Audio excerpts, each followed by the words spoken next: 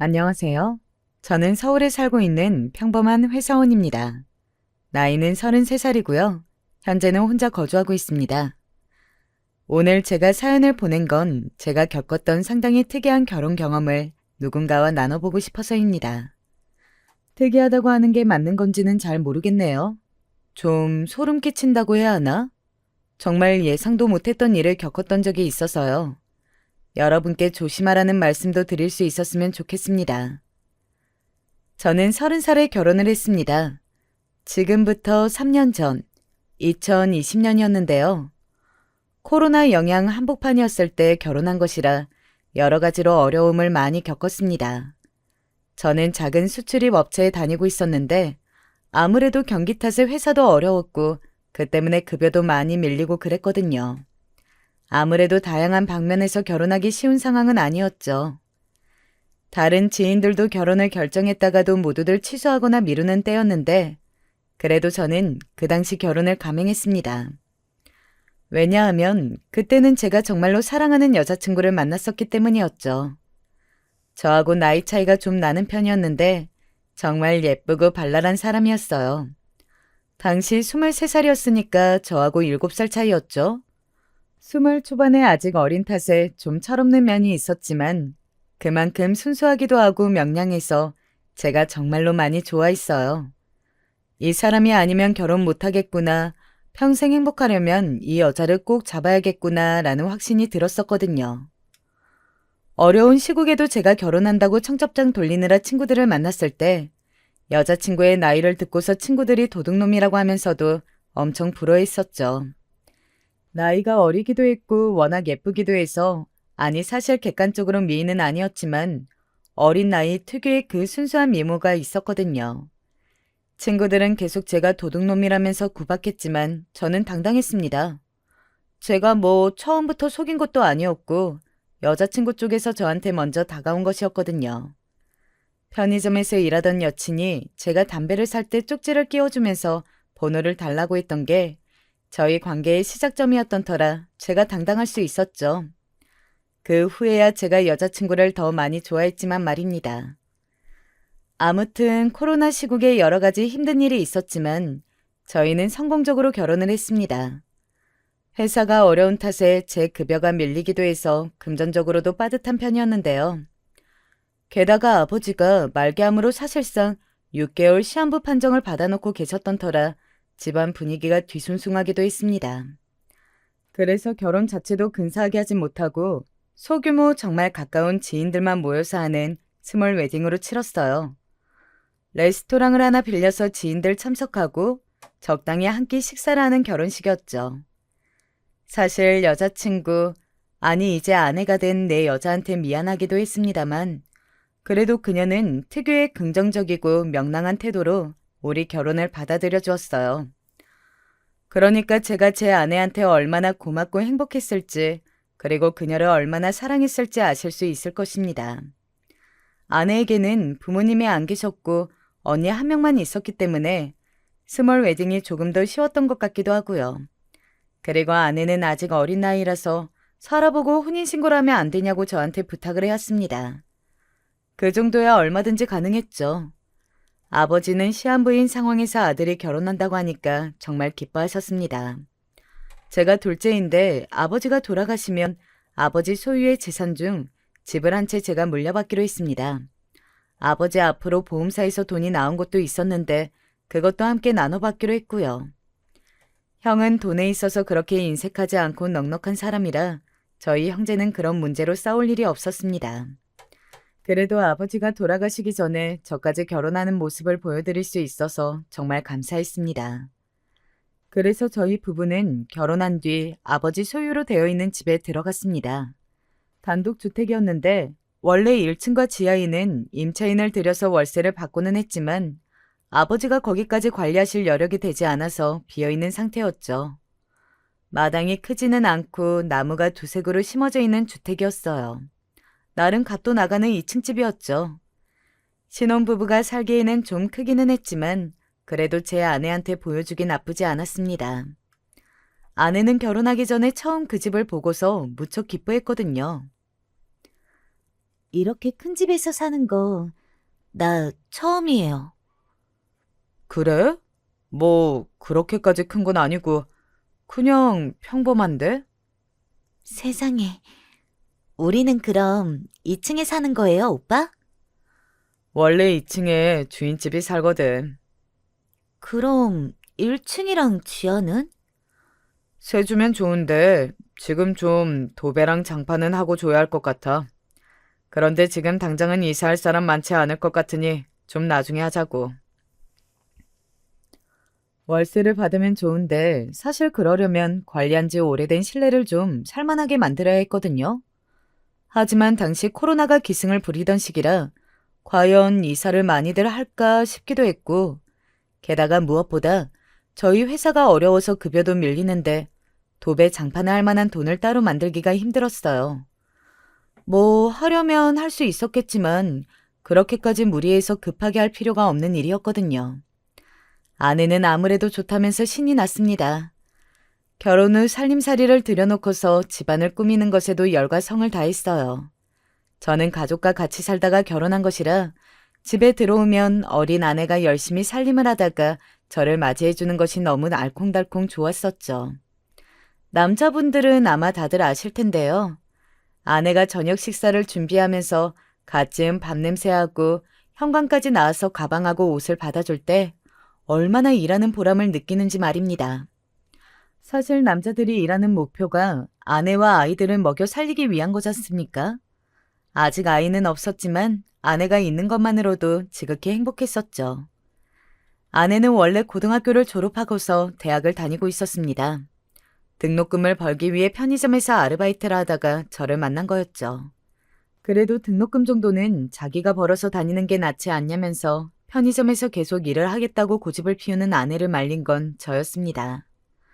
사실 대학 등록금이 생각보다 꽤 큰 돈이었지만 그래도 그 돈 때문에 소중한 어린 아내가 진상들하고 싸우면서 편의점에서 일하는 것은 보고 싶지 않더군요. 그래도 너무 돈 많이 드니까.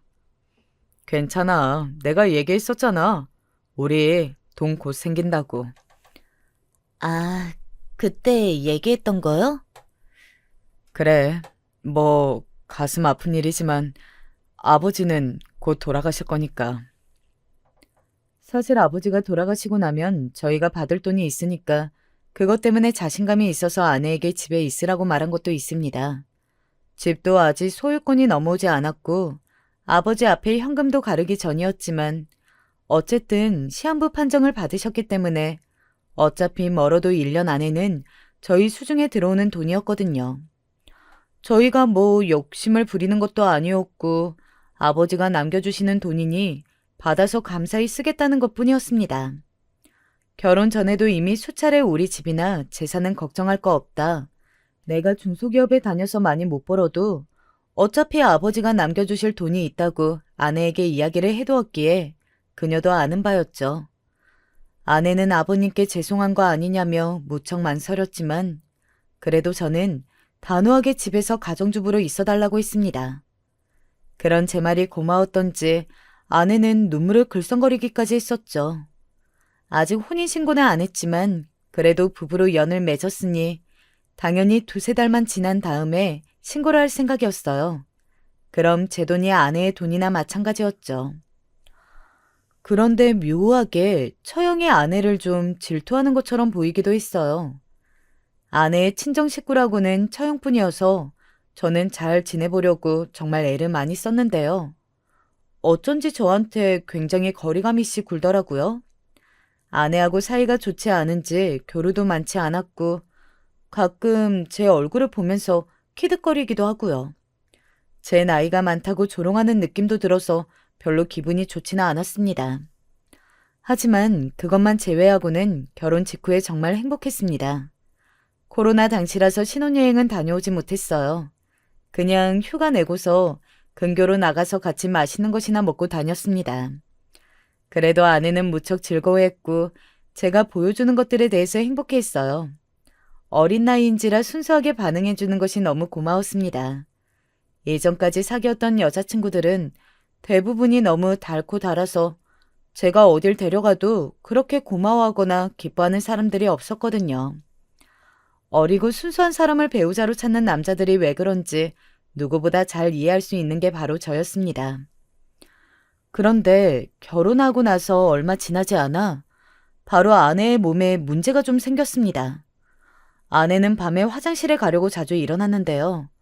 원래 결혼 전 사귈 때 여행을 가거나 했을 때는 그런 증상이 없었거든요.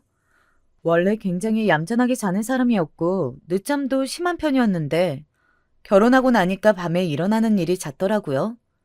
거의 매일 밤 일어났고 화장실에 가서 좀 오래 안 오기도 했고요.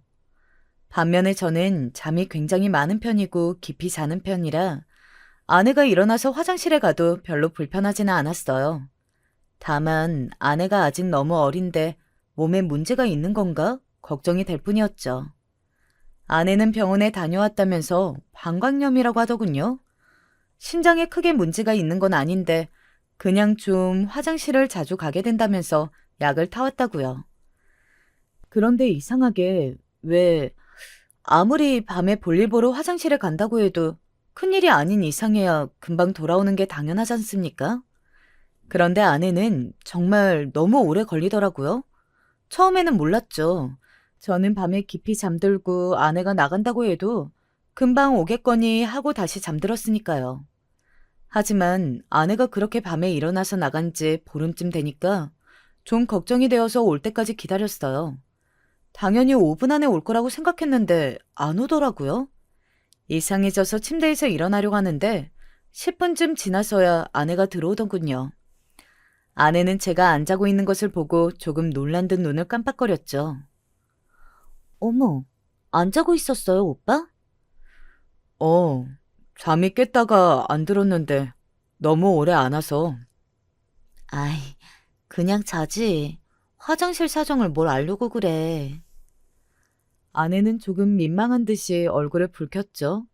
그러고 보니 사실 갓 결혼한 아내가 남편이 화장실 사정을 신경 쓴다면 얼마나 부끄럽겠어요. 그래서 저도 제 생각이 짧았다 싶어서 얼른 웃으면서 아내를 그냥 끌어당겨 안았죠. 그런데 이상하게 아내 옷이 차갑더군요.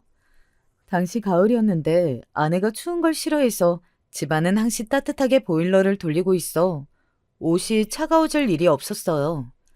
적어도 집안에서 차가워질 수 있는 정도의 온도와 그렇지 않은 곳의 기온에는 차이가 있었죠. 지하와 1층에야 비어 있어서 난방은 전혀 돌리지 않았으니 차갑더라도 2층 화장실을 썼는데 이렇게 차가울 리가 없었습니다.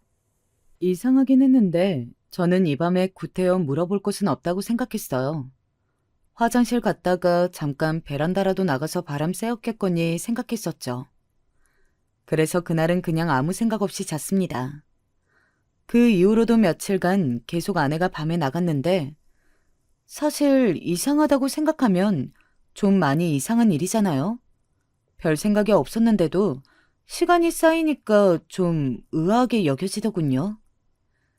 그래서 결국 한 달쯤 지났을 때 아내가 일어나서 살그머니 나가는 것을 느끼고 저도 깨어났습니다. 그때 불쑥 아내 뒤를 따라가 볼까 생각이 들더라고요. 뭐가 답답한 일이 있어서 자꾸 밤에 나가서 바람을 쐬고 오는 것인지 아님 화장실에서 배가 아프기라도 한 건지 걱정도 되었으니까요. 그래서 소리가 안 나게 조심히 아내 뒤를 따라갔습니다. 화장실 사정 알려고 한다고 아내가 부끄러워할까봐 조심조심 안 들키게 걸었죠. 그런데 아내가 화장실로 안 가고 아래로 내려가는 층계로 향하더군요. 저희가 살던 2층에서 1층과 지하로 실내 실외 모두 계단이 연결되어 있었거든요. 세를 주는 곳이라서 실내 계단에 중간문이 있고 거길 막아두는 형식이었는데 그걸 조심스럽게 열고서 아래로 내려가는 겁니다. 바람을 쐬려면 베란다로 나가든지 아니면 화장실은 반대편이었는데 이상한 일이었죠. 제가 따라 내려가는 것도 모르고 아내는 아래로 모습을 감췄습니다. 들킬까봐 약간 거리를 두고서 아내의 뒤를 밟았는데요. 어차피 그 계단은 한 곳으로만 향했으니까요. 아래쪽 지하실에 불이 켜지더군요. 문을 살짝 닫고 들어갔는지 문틈으로 빛이 흘러나왔습니다. 저는 왠지 긴장이 되어서 등에 식은땀이 날 지경이었습니다. 조심스럽게 발소리가 안 나도록 내려가서 가까이 가니까 웬 모르는 남자 목소리가 흘러나오더군요. 같이 섞여서 나오는 여자 목소리는 분명히 아내였습니다. 솔직히 아내가 겁에 질리거나 싫은 기색이었다면 전 당연히 그녀가 협박받거나 집에 강도가 든 거라고 생각했을 겁니다. 하지만 목소리만 들어도 이미 아내는 아주 즐겁고 행복한 듯한 기색이었죠. 남자 역시 아주 다정한 듯한 목소리였습니다. 저는 약간 머리가 멍해진 채로 다가가서 문틈으로 슬쩍 들여다보았어요. 그리고 지하실에는 어떤 남자와 제 아내가 같이 끌어안고 이야기를 나누고 있었습니다. 남자는 마치 노숙자처럼 허름한 차림새였지만 체격이 무척 좋았죠. 여기 춥지? 보일러를 아예 꺼놔서 어떻게 할 수가 없네. 견딜만해. 괜찮아. 어차피 겨울 되기 전에 나갈 거잖아. 아휴, 진짜. 알았어. 자기, 나 이제 올라가 봐야 해. 그 인간이 요새 자꾸 깨더라. 에이, 알았어. 귀찮네 진짜. 여차하면 확. 무서운 소리 하지 말고. 아내는 깔깔 웃으면서 한 번 더 남자를 꽉 끌어안더군요. 곧 나올 것 같아서, 그리고 그 상황에 제가 분명히 걸리면 안 될 것 같아서 저는 정신없이 위로 올라왔습니다. 물론 발소리가 안 나도록 조심하면서요. 무슨 상황인지 알도리가 없었지만 절대 지금 아내가 절 눈치채게 만들면 안 된다는 것만은 본능적으로 알 수 있었죠. 제가 급히 먼저 올라와서 침대에 가서 눕자 조금 뒤에 2층 화장실 문이 닫히는 소리가 크게 나더군요. 그제야 알 것 같았습니다. 그동안 저렇게 내려갔다가 제가 혹시라도 의심하지 않도록 2층 화장실 다녀온 것처럼 소리를 냈다는 것을요. 저는 혹시라도 일어났던 것을 들킬까봐 숨을 죽이고 이불 밑에서 꼼짝도 하지 않고 누워 있었습니다. 곧 아내가 들어왔고 제가 자는지 안 자는지 살피는 기색이더니 제가 움직이지 않자 곧 안심한 듯 침대에 누웠어요. 제가 누운 자리에서 제법 멀찌감치 떨어져서 몸이 닿지 않는 곳이었죠. 자기 직전에 저한테 안기면서 애교를 부리던 때와는 완전히 다른 모습으로 제게서 멀어져서 꽤 쌩한 분위기인 채로 멀찍이서 잠을 청했습니다. 머릿속이 복잡했어요. 하지만 이것을 그냥 그대로 아내한테 추궁하면 안 된다는 사실 정도는 알 수 있었죠. 그래서 저는 다음날 아침 식사도 얼레벌레 대충 하고서 급하게 밖으로 나왔습니다. 집 지하에 이상한 남자가 있고 심지어 그 남자를 아내가 다정하게 끌어안고 있었다는 건데 머리가 터져버릴 것 같았습니다. 어린 아내와 결혼해서 이제야 정말 행복한 가정을 꾸리고 내 인생을 살 수 있겠구나 싶었는데 말이죠. 이 이상한 일을 대체 어디서부터 어떻게 처리해야 하나 감이 잡히질 않았습니다. 결국 그날은 회사에서도 거의 일을 하는지 마는지 모를 정도인 상태가 되어서 결국 오후에 반차를 내고 나와서 커피숍에 앉아 있었습니다. 혼자 머리를 식히면서 앉아 있다 보니 이게 보통 일이 아니라는 생각이 들더군요. 저 혼자서는 어떻게 해야 할지도 잘 모르겠어서 당황스러웠습니다. 사실 당시 아버지는 시한부로 누워 계시지. 그러다 보니 형도 어머니도 모두들 아버지한테 정신이 뺏겨 있는 상황이라서 제가 뭘 고민 상담조차 하기 힘들겠더라고요. 그래서 고민 끝에 저는 인터넷에서 흥신소를 검색해서 그곳에 전화를 했습니다. 처음 전화 걸기가 힘들었지 일단 연락이 되니까 예상보다 간단하더군요. 흥신소에서는 이미 이런 종류의 일들을 많이 접했는지 생각보다 그렇게 막 놀라지도 않고 알겠다고만 했습니다. 남자의 정체와 이 일이 대체 어떻게 된 건지 그걸 좀 알아내달라고 했더니 그러겠노라 하면서 그러더군요. 선생님, 사실 이런 일은 불륜일 때가 많습니다. 마음의 준비는 좀 하셔야 할 거예요. 불륜이요? 머리가 멍했습니다. 저는 지금 너무 깨 쏟아지는 신혼인데 갑자기 불륜이라니 설마 그건 아닐 거라고 생각하고 있었지만 생각을 돌리는 건 쉽지 않았죠. 그 후로 흥신소에서 남자에 대해서 알아내는 며칠 동안 저는 집에 야근을 핑계대고 늦게 들어가면서 아내를 살폈습니다. 아내는 제가 벨을 누르면 밝은 얼굴 하고선 문을 열어주고 저를 껴안아줬지만 어떤 날은 1층 층계로 내려가는 실내 계단 쪽에 문이 살짝 열려있는 날도 있었어요. 어쩌면 제가 없는 동안 그 남자가 2층에 올라와서 아내와 좋은 시간을 보내다가 제가 오면 사라지는 것일지도 몰랐죠. 실내 계단 쪽에 숨으면 실외 계단으로 올라오는 제가 일부러 찾을 리가 없었으니까요. 솔직히 말하면 소름이 끼쳤습니다. 그동안 너무 순수하고 예쁘다고 생각했던 아내의 얼굴조차도 이제는 견디기 힘들 정도였어요. 불과 그 장면을 봤다고 해서 이렇게나 감정이 뒤집히다니 놀라울 정도였죠. 아내는 제가 야근을 해서 너무 피곤하다고 둘러댄 핑계를 잘 믿었습니다. 잘 때도 이래 하니까 작은 방에서 조금 더 서류를 보다가 자겠다고 하면 좋아하면서 그러라고 하더군요. 최대한 좋은 기색을 숨기려고 하지만 얼굴이 저절로 피었어요. 정말 어처구니가 없었습니다. 그렇게 야근을 핑계대면서 거의 열흘가량을 지켜보던 때 마침내 흥신소에서 연락이 왔습니다. 흥신소에서 사무실로 오라고 해서 갔더니 예상대로인 사실과 또 예상을 벗어난 사실을 모두 알려주었습니다. 선생님, 아내분은 불륜이 맞습니다. 불륜이라고 해야 할까? 그러니까 결혼한 지 지금 한 달 좀 넘으셨다고 했죠? 단도직입적으로 말을 시작한 흥신소 사람은 걱정스럽다는 얼굴을 하고 있었습니다. 저는 고개를 끄덕였죠. 예상은 하고 있었고 거의 확신에 가까웠는데도 직접 그 말을 들으니까 머리가 새하얗게 변하더라고요. 정신이 하나도 없는데 흥신소 사람이 그러더군요. 지금 그 지하실에 있는 남자, 선생님이 출근하셨을 때 가끔 드나듭니다. 지하실에서 거주하는 것으로 보이고요.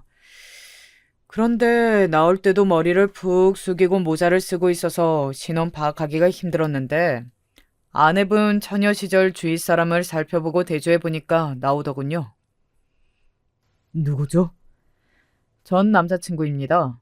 이것저것 알아보니까 선생님하고 교제 기간 동안 양다리를 걸치고 있었던 것으로 보입니다. 세상에. 말하자면 저와 사귀기 시작하면서부터도 그 남자와 관계를 유지했던 겁니다. 심지어 결혼한 후에 집에 끌어들여서 지하에 들여놓다니.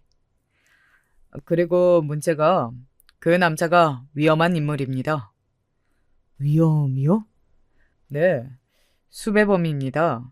경제사범으로 보이는데 폭력행위도 전과 중에 있더군요. 한 번도 아니고 상당히 여러 번으로 질이 나쁜 범죄자입니다. 에? 전 너무 놀라서 소리를 쳤습니다. 흥신소 사람은 놀랄 줄 알았다면서 고개를 끄덕였는데요. 수배가 되어 있는 전 남자친구를 지하실에 숨겨준 것으로 보입니다. 아내분이 말이죠. 아니, 이게 말이 되나요? 네, 그리고 편의점에서 만났다고 하셨죠? 혹시 뭐 가까운 시일 내에 금전적으로 돈이 들어올 일이 있으신가요? 저는 머리가 멍해졌습니다. 그러고 보니 아내가 일하던 곳은 단골 편의점이었고 그곳에서 자주 바뀌는 알바생들하고도 꽤 여러 번 이야기를 하면서 친해지고는 했었는데요. 아내도 마찬가지였습니다. 처음에는 아내가 워낙 어려서 설마 사귈 줄은 몰랐기 때문에 이런저런 이야기를 마구잡이로 했는데 어느 날 아내가 힘들어서 쪼그려 앉아있는 것을 보고 음료수를 한 잔 사주고 대화를 길게 나누었죠. 그때 어색하니까 아무 이야기나 막 하다가 저희 집 아버지 이야기와 유산 이야기 같은 것도 어설프게 흘러나왔던 기억이 있습니다. 제가 그 이야기를 하자 흥신소 사람이 알 것 같다는 듯이 고개를 주워거렸습니다. 그럼 그때 이후로 아내분이 접근하신 거였죠? 예. 그러고 보니. 생각해보니까 그렇게 말을 나누고 난 이후에 아내 쪽에서 저한테 접근을 했던 기억이 났습니다.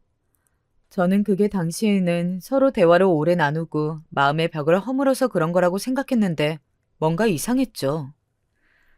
그때 아마 선생님하고 결혼할 계획을 세우고 있었을지도 모릅니다. 돈 때문에요.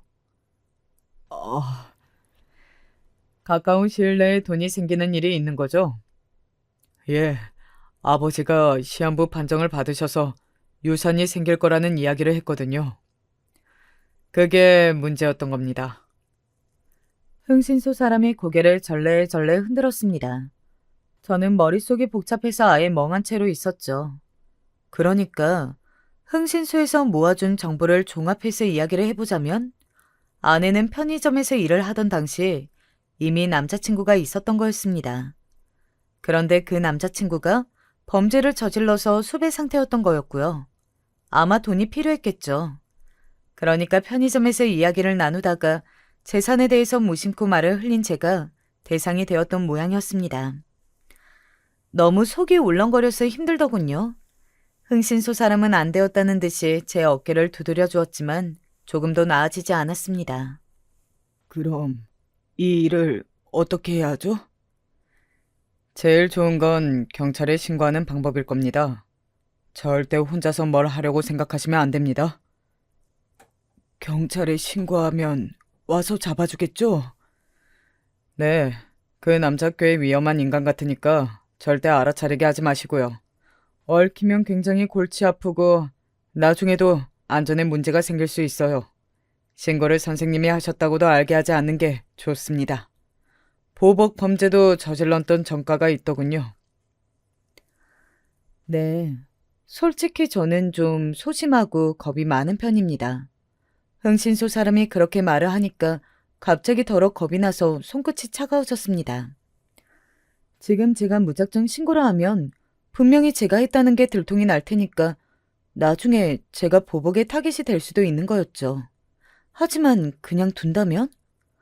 그냥 적당히 숨어 있다가 사라지지 않을까? 돈 조금 쥐어줘서 사라지라고 하면 되지 않을까? 고민이 크게 되었습니다. 어떤 분들은 멍청하다고 하시겠지만 실제 범죄자가 집에 있다고 생각하면 그리고 이게 내 일이라고 생각하면 완전히 다른 문제가 됩니다. 나중에 언제 또 제가 보복을 당할지 모르는 일이니까요. 저는 흥신소 사무실에서 나와 집으로 돌아왔습니다. 적당히 퇴근 때를 맞춰서 돌아왔더니 아내가 역시 반가운 얼굴을 내밀더군요. 이제는 그 얼굴조차 소름 끼치고 가식적으로 보여서 저는 마주하기도 싫었습니다.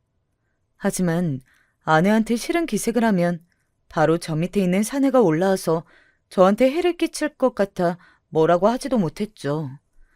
대충 둘러대고 작은 방으로 들어가 고민했는데 정말 머리가 빠질 것 같았습니다. 아내는 제가 이상한 기색이어도 신경도 쓰지 않은 채 일 잘하라면서 방문을 꼭 닫아주기도 했어요. 아마 1층이나 지하로 내려가서 그 사이에 그 전 남자친구하고 놀아나겠죠. 신고를 하되 제가 했다는 것을 알지 못하게 하는 법. 그 고민을 하다가 며칠 동안은 제대로 잠도 못 잤습니다. 그 사이에 아내는 저한테 다가와서 물어보았었죠. 오빠, 혹시 아버님 찾아뵈어야 하는 거 아닌가? 음? 아, 지금 호스피스에 계시니까 아버지가 가능하면 자식들 귀찮게 하지 말라고 하셨거든. 그렇구나. 아내는 안타깝다는 듯 고개를 저었지만 저는 속이 덜컥 내려앉았습니다.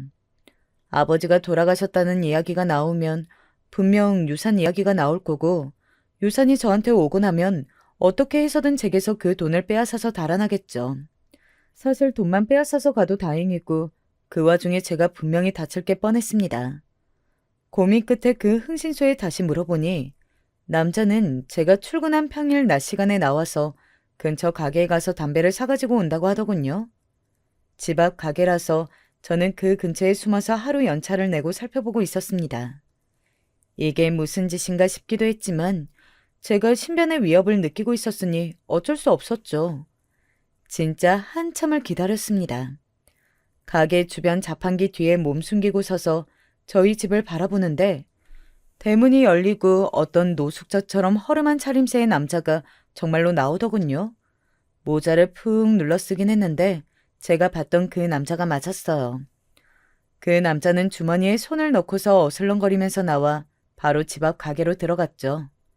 씻었는지 노숙자로는 안 보였는데 그 말은 분명 제 집안의 욕실을 사용해서 씻었다는 뜻이겠죠? 남자가 담배를 사서 다시 대문 안으로 들어간 뒤에 저는 조심스럽게 가게 안으로 들어갔습니다. 가게 주인분은 당연히 저를 알고 있었기 때문에 반갑게 저를 부르셨죠. 아니, 2층 집 아저씨 아니세요? 지금 평일에 어쩐 일로? 그게 연차 내고서 잠깐 어디 가려고요. 그러시구나. 그런데 방금 왔다 간 그 남자요. 혹시 자주 왔나요? 요새 가끔 와요. 그러고 보니까 아저씨네 집으로 들어가던데 세입자예요? 저는 당황스러워서 그냥 고개를 주워거리고서 가게 밖으로 나왔습니다. 가게 벽에 자세히 살펴보니 수배자 명단이 붙어 있긴 한데 너무 오래된 것이라 그 남자 얼굴은 없었어요. 이래서야 아무도 못 알아보는 게 당연했습니다. 모자를 쓰고 있어도 남자 체형의 어깨가 넓고 상당히 험악하게 생긴 편이어서 사진만 있다면 알아볼 수 있었을 텐데 말입니다. 어떻게 해야 할지 모르겠어서 저는 일단 그날 퇴근하는 것처럼 시간을 맞춰서 집으로 들어왔습니다. 제가 침울한 기색이자 아내는 뭔가 이상하다는 듯이 천진한 얼굴로 고개를 갸웃거리면서 제 곁으로 와서 팔짱을 끼웠죠. 일부러 몸을 밀착하고서 저한테 애교를 부리는 아내의 얼굴이 예전 같으면 너무나 예뻤겠지만 지금은 소름이 끼쳤습니다. 오늘도 아마 제가 나가 있는 동안 그 남자하고 살갑게 다정하게 애인다운 시간을 보냈겠죠. 그리고 저와 아버지의 재산을 빼앗아 달아날 생각만 하고 있었을 것입니다. 대체 어떤 계획을 세우고 있을지 평범한 소시민인 저로서는 상상도 하기 힘들었죠. 혹시 오빠 무슨 일 있어요? 왜 이렇게 요즘 얼굴 보기 힘들지? 응? 아니, 회사가 좀 바빠서. 회사? 요즘 일 많은가 보다. 그렇지 뭐. 아무래도 사정이 어려우니까 있는 사람들이 일을 더 해야 하는 거고. 저는 자세한 말은 하고 싶지 않아서 아내에게 잡힌 팔을 빼고 싶었지만 아내는 단단하게 제 팔을 붙들고 있었습니다. 그나저나 아버님 말이야. 요즘 건강 어떠셔? 아무래도 말이 없어서 궁금해. 그게 사실 아버지의 건강은 빠르게 안 좋아져서 임종이 입박해 있었습니다. 하지만 아내한테 그 이야기를 했다가는 바로 해코지를 당할 것 같은 긴장감이 들었죠. 사실 아내는 어릴 뿐더러 상당히 작은 체구였기 때문에 무서울 것은 없었는데 그 뒤에 범죄자 남자가 있다는 사실을 알게 되니 무서웠어요. 저한테 겁이 많다고 하셔도 상관은 없습니다. 하지만 가까운 곳에 전과자가 지금 수배 중인 범죄자가 있다고 하면 심지어 그 남자가 아내가 숨겨주는 지하실에 숨어 있다고 하면 그렇게 태어날 수 있는 분은 많지 않을 거예요. 생각해보면 아내가 편의점에서 일할 때부터 좀 이상한 낌새가 있기는 했습니다. 아내는 팔뚝 위쪽과 손목 부근에 작은 문신이 있었죠. 처음에 문신에 대해서 물어볼 때는 아내가 별것 아니라는 듯이 패션 타투 스티커를 붙인 거라고 했었는데 나중에 결혼할 때가 되니까 사실 진짜 타투라고 고백하기도 했어요. 사실 뭐 여성들이 예쁘라고 작은 문신 정도 새기는 거 상관없지 않나 싶기도 했고 사실 아내가 가느다란 팔뚝에 그렇게 생긴 문신이 제 눈에도 예뻐 보여서 정말 상관은 안 했습니다. 아내는 흡연자였는데 가느다란 손목에 문신 한 채로 담배를 피우는 모습도 어딘가 영화 속 여배우처럼 예뻐 보였고요. 그런데 지금 와서 생각해보니 그것들이 전부 아내가 어딘가 불량한 사람이라는 사실을 알려주는 신호처럼 느껴졌습니다. 아무래도 전과자하고 사귀면서 어울리려면 비슷한 류의 사람일 수밖에 없지 않습니까? 애초에 왜 그런 것을 전부 무시하면서 결혼을 하게 되었는지 속이 정말 상하더군요. 게다가 이어진 아내의 말이 더 무서웠습니다. 오빠, 사실 아버님 돌아가시는 건 기정사실인데 우리 받는 돈이 어느 정도나 돼? 예금으로 넣어놓고 이자 받으면서 살 수 있으면 너무 좋겠다. 그게 말이지. 벌써 그걸 말하는 건 좀 이른 것 같은데. 왜? 결혼 전에 오빠도 오빠 입으로 말했었잖아. 아버님 곧 돌아가시니까 현금 자산도 꽤 받을 수 있을 거라고. 나도 가족인데 기대하면 안 되는 거야? 아내는 순진한 얼굴로 저를 올려다보면서 이렇게 말했습니다. 사실 말만 들으면 아내는 정말 아무런 사심 없이 그냥 저와 부부라서 들어올 돈이 궁금한 것처럼만 보였어요. 하지만 저는 아내의 속셈을 알았기 때문에 더 꺼려지고 두려웠던 거죠. 사실 아직 혼인신고도 안 한 사이인데 저렇게 적극적으로 유산에 대해 묻는 것도 좀 이상했습니다. 우리 그 돈 받으면 딱 적금으로 묶어두고 불려보자. 집은 있으니까 괜히 부동산 살 필요도 없잖아. 내 몫으로도 좀 줄 거지? 그렇지.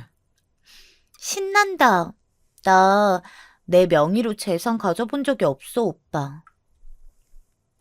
알았다고 고개를 끄덕이는데 아내는 돈을 쓸 생각에 신이 난 것 같았습니다.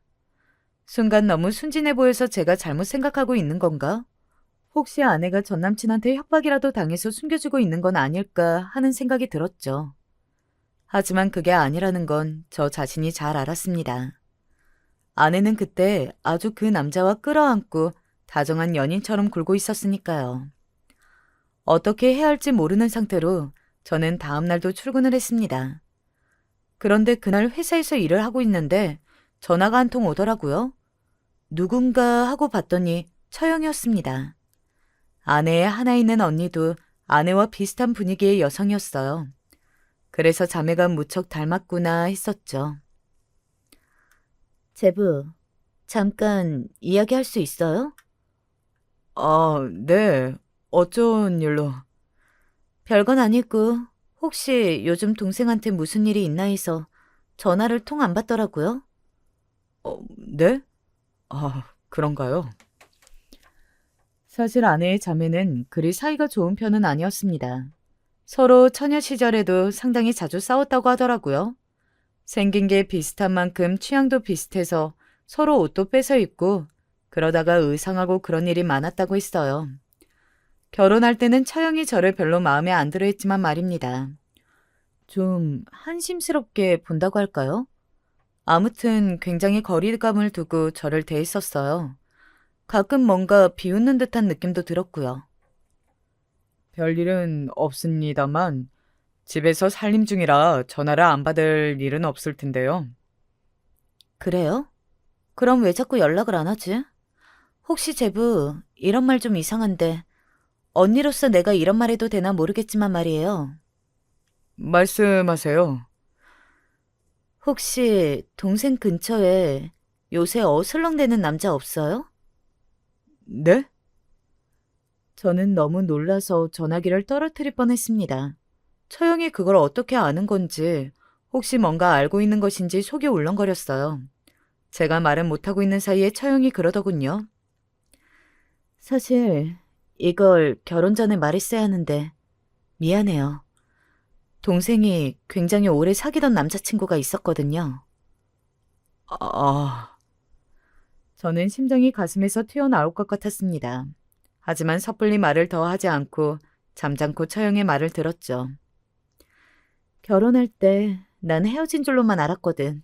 그런데 아니더라고요. 네? 그게 무슨... 제부, 너무 흥분하지 말아요. 사실 지금 그 남자친구가 좀 사정이 있어서 범죄자 신세로 쫓기고 있거든요. 그래서 혹시 동생이 그 행방을 아나 물어보려고 전화한 거예요. 당연히 아는 일이었죠. 하지만 거기서 제가 그 남자의 행방을 말하면 안 될 것 같다는 생각 때문에 저는 입을 꽉 다물었습니다. 처형은 계속해서 아내의 태도를 물어보면서 저한테 유도신문을 했어요. 처음에는 별다른 말을 하지 않다가 일부러 설득된 것처럼 슬금슬금 대답을 했죠. 혹시 동생이 뭐 수상한 행동 보인 적 없어요? 네. 음, 수상한 행동요? 평소랑 다르게 뭔가를 한다거나 어딜 간다거나. 생각해보니까 밤에 자꾸 일어나서 화장실에 가던데요. 가서 오래 있다가 와서 좀 이상하게 여기긴 했는데. 저는 일부러 그 말을 흘렸습니다. 지금 사는 집 1층하고 지하는 비었댔죠? 네. 처형은 잠깐 말이 없더니 갑자기 급한 일이 생겼다면서 전화를 끊더군요. 혹시 이러다가 처형이 제대로 그 남자를 쫓아내주거나 아내한테 정신 차리라고 화를 내주는 게 아닐까 싶어서 두근거렸어요. 제 최고의 고민거리가 사라지는 거였으니까요. 그리고 처형이 이왕 이 말을 해주었으니 아내한테 추궁해서 갈라서기도 쉬울 것이었죠. 저는 퇴근하고서 그날은 일부러 야근도 하지 않은 채로 곧장 집으로 향했습니다. 혹시 처형이 와서 아내를 설득해 주었을까, 그리고 그 남자를 쫓아내 주었을까 싶어서요. 그런데 제가 집에 들어오자마자 목격한 건 정말 예상 외의 일이었습니다. 제가 2층 실외 계단으로 연결된 현관문을 열고 들어가자마자 실내 계단을 타고 아래쪽에서 시끄러운 소리가 들리더군요. 문을 닫아놨다면 안 들렸을 텐데 실내 중문이 약간 열려있던 탓에 희미하게 들려왔습니다. 저는 조금 놀라서 조심스럽게 계단을 내려가서 위쪽에서 숨어서 아래를 훔쳐보았죠. 지하 1층도 아니고 1층 계단참에서 그 남자와 아내, 그리고 처형이 서서 싸우고 있었습니다. 칼퇴하고 온 터라 해도 완전히 지기 전이었어요. 어스름한 실내에서 남자는 골치 아프다는 듯이 고개를 젓고 있었고 아내와 처형이 핏대를 세운 채로 싸우고 있었죠. 야, 이 기집애야. 넌 결혼까지 했으면서 왜 아직도 얘를 붙잡고 있는 거야? 뭐라는 거야? 애초에 지금 이 결혼 자체가 돈 벌려고 그런 건데. 야, 닥쳐. 넌 다른 남자하고 같이 사는 것 자체가 이미 넘어간 거야.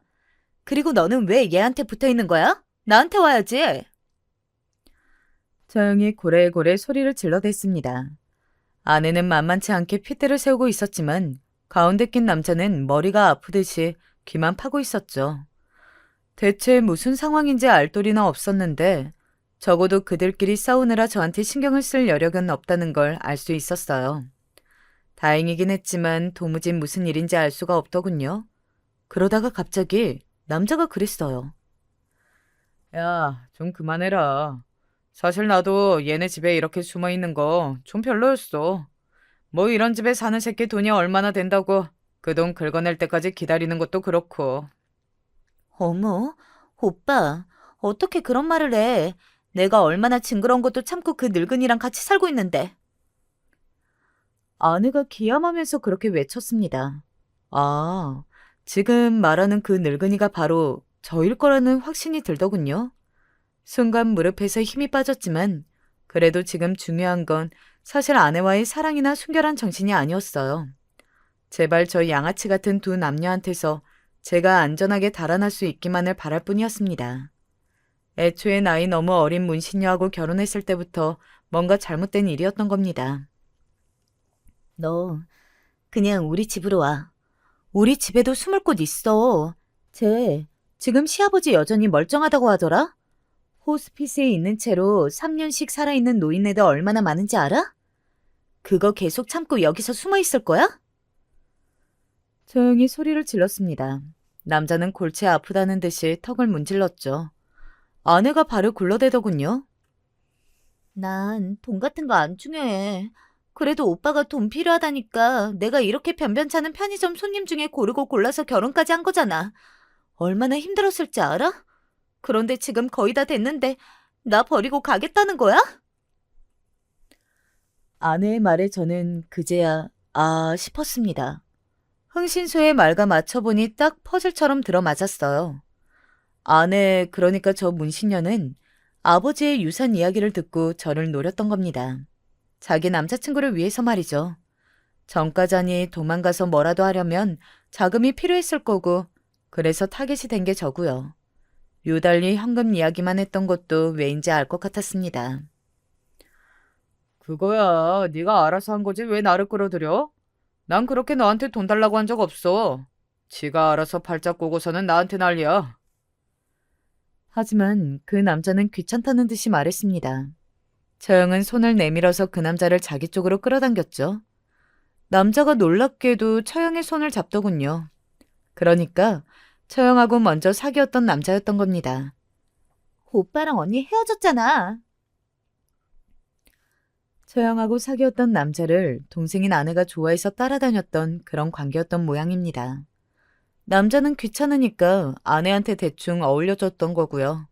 지금 태도를 보니까 남자는 아내하고 그렇게 생각보다 진한 관계는 아니었던 것으로 보였어요. 사실 정말 이건 생각지도 못했던 일이었죠. 이상하게 처형의 아내를 의식하더라니. 상상 이상의 관계에 머리가 아파왔습니다.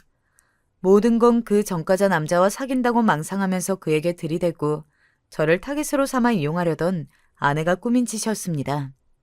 남자는 지금 보니 여전히 처형을 좋아하는 것 같았고 아내한테는 관심이 없는 모양이었어요. 얻을 게 있고 숨겨주니까 적당히 아내한테 어울려준 모양이었죠. 처형과 그 남자가 손을 잡는 모습을 지켜보면서 아내는 엉엉 울기 시작했습니다.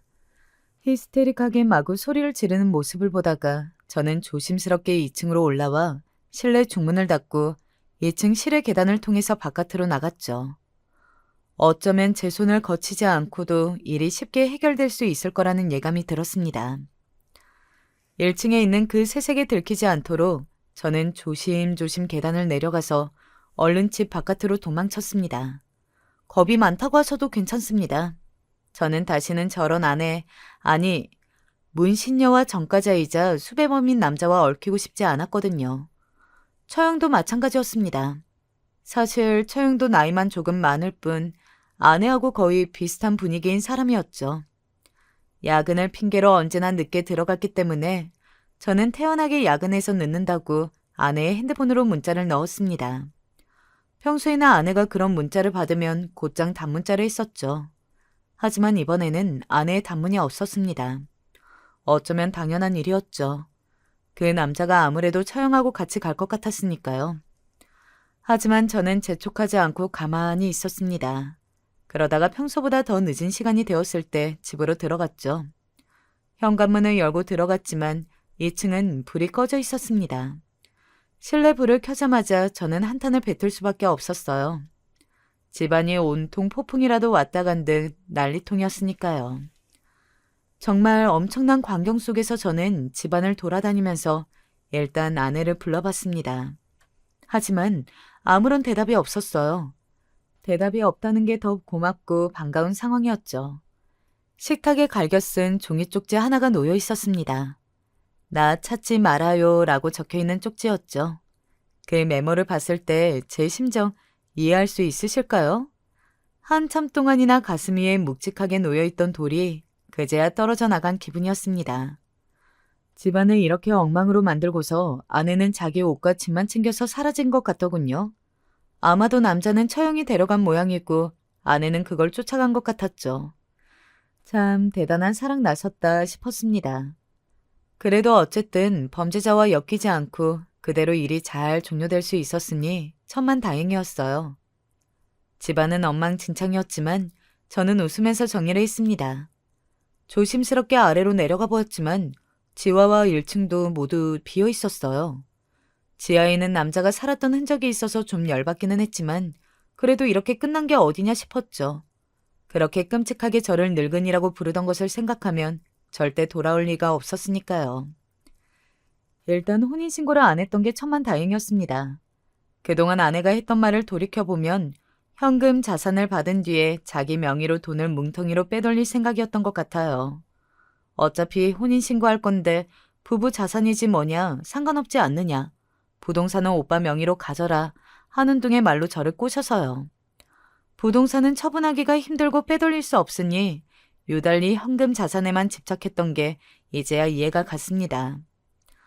아마도 처형과 사귀던 남자가 헤어지고 나서 아내가 쫓아다니는 걸 적당히 맞춰주며 만났고, 아니 사실 만난 건지 아니면 그냥 아내가 일방적으로 짝사랑하며 쫓아다닌 건지도 잘 모르겠습니다.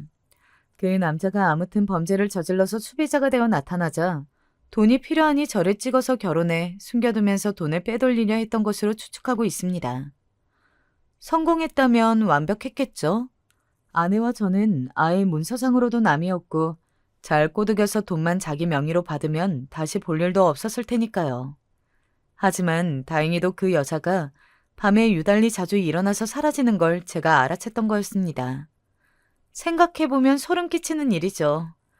저는 그 길로 그 집을 팔아버리고서 아예 다른 지역으로 이사를 했고 연락처도 모두 차단했습니다. 그들이 어떻게 되든지 간에 모르겠고 다시는 보고 싶지 않았거든요. 여러분, 세상에는 정말 다양한 형태의 범죄자들이 있습니다. 범죄자까지는 아니어도 언제든 사랑하는 마음을 이용해서 등치려는 인간들이 질비하게 늘어서 있죠. 항상 조심하시길 바랍니다. 누구나 저처럼 운이 좋을 수는 없는 일이니까요.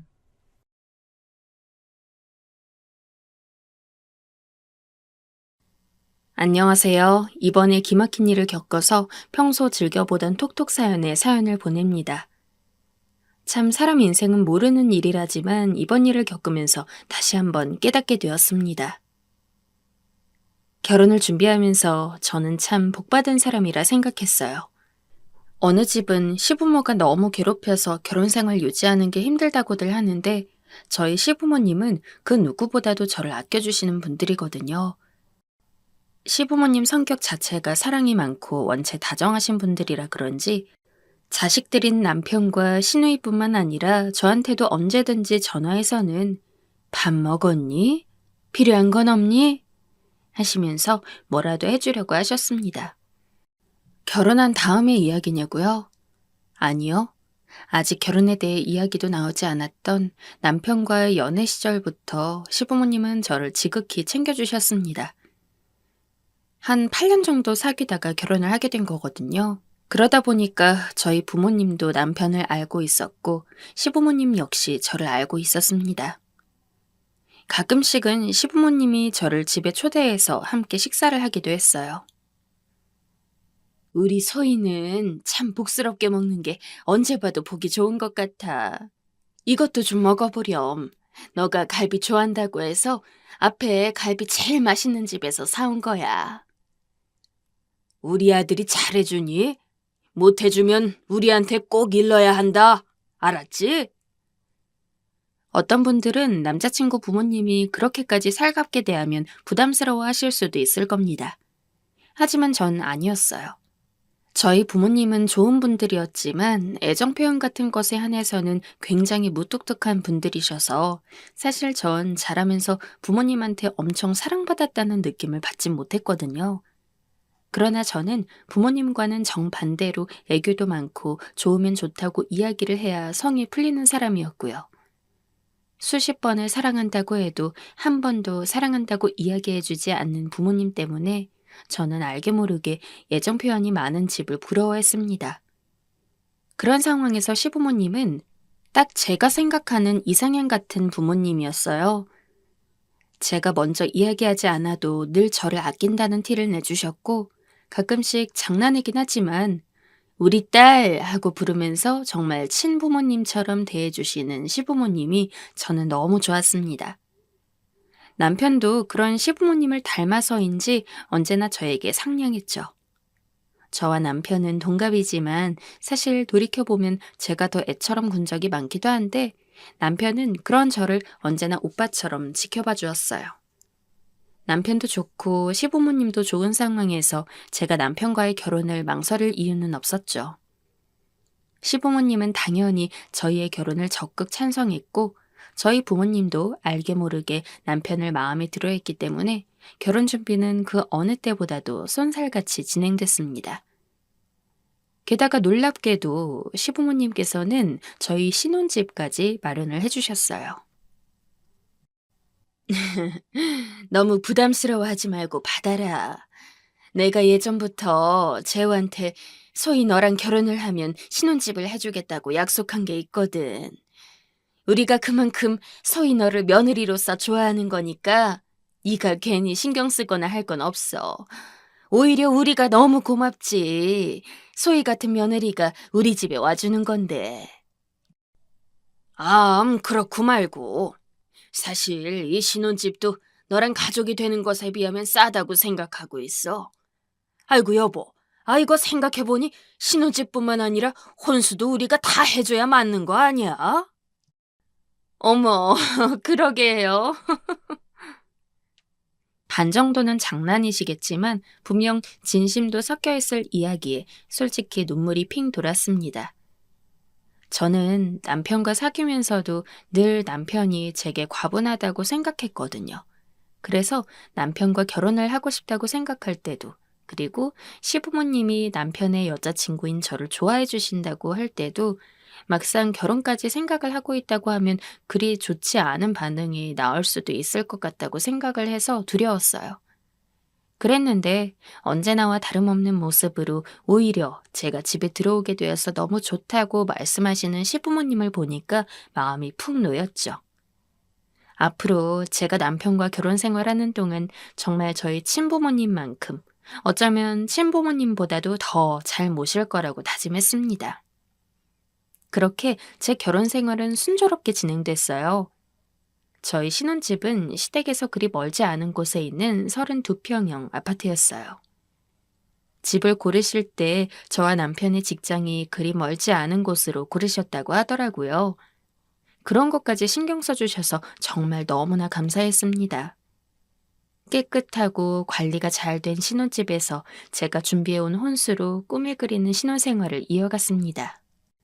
남자친구에서 남편이 된 제 배우자는 언제나 일이 끝나면 칼같이 집에 들어왔고, 제가 가끔씩 남편이 너무 집에만 있는 것 같아서 나 그런 걸로 뭐라고 안 하니까 당신 만나고 싶으면 친구들 만나고 와도 돼. 라고 한 적이 있었는데, 그럴 때면 남편은 에이, 당신이랑 있는 게 제일 좋은데 내가 왜 친구랑 만나? 라며 애정 표현을 아끼지 않았습니다. 제 주변 친구들한테 이런 이야기를 하면 남편 복에 시부모 복까지 터지고 넘쳤다며 다들 저를 부러워했죠. 남들은 시댁 가기 싫어한다고 하는데 저는 오히려 시댁에 너무 가고 싶어서 별일이 없는데도 혼자서 시댁을 찾아가서는 시부모님과 함께 시간을 보내고 올 때도 있었습니다. 하지만 그렇게 영원히 행복할 것만 같던 제 신혼생활에도 먹구름이 드리웠습니다. 바로 타지에서 결혼 생활을 하고 있던 시누이 때문이었죠. 사실 시누이는 엄청 다가가기 어려운 스타일이었어요. 제가 어떻게든 살갑게 말을 걸어도 대꾸 한번 제대로 해주지 않았습니다. 특별히 저에게 나쁘게 대한 것은 없었기 때문에 저도 악감정을 갖고 있진 않았지만 내심 남편도 그렇고 시부모님도 그렇고 다들 다정하고 상냥한 데에 비해 시누이만 조금 다른 느낌이란 생각을 하긴 했었어요.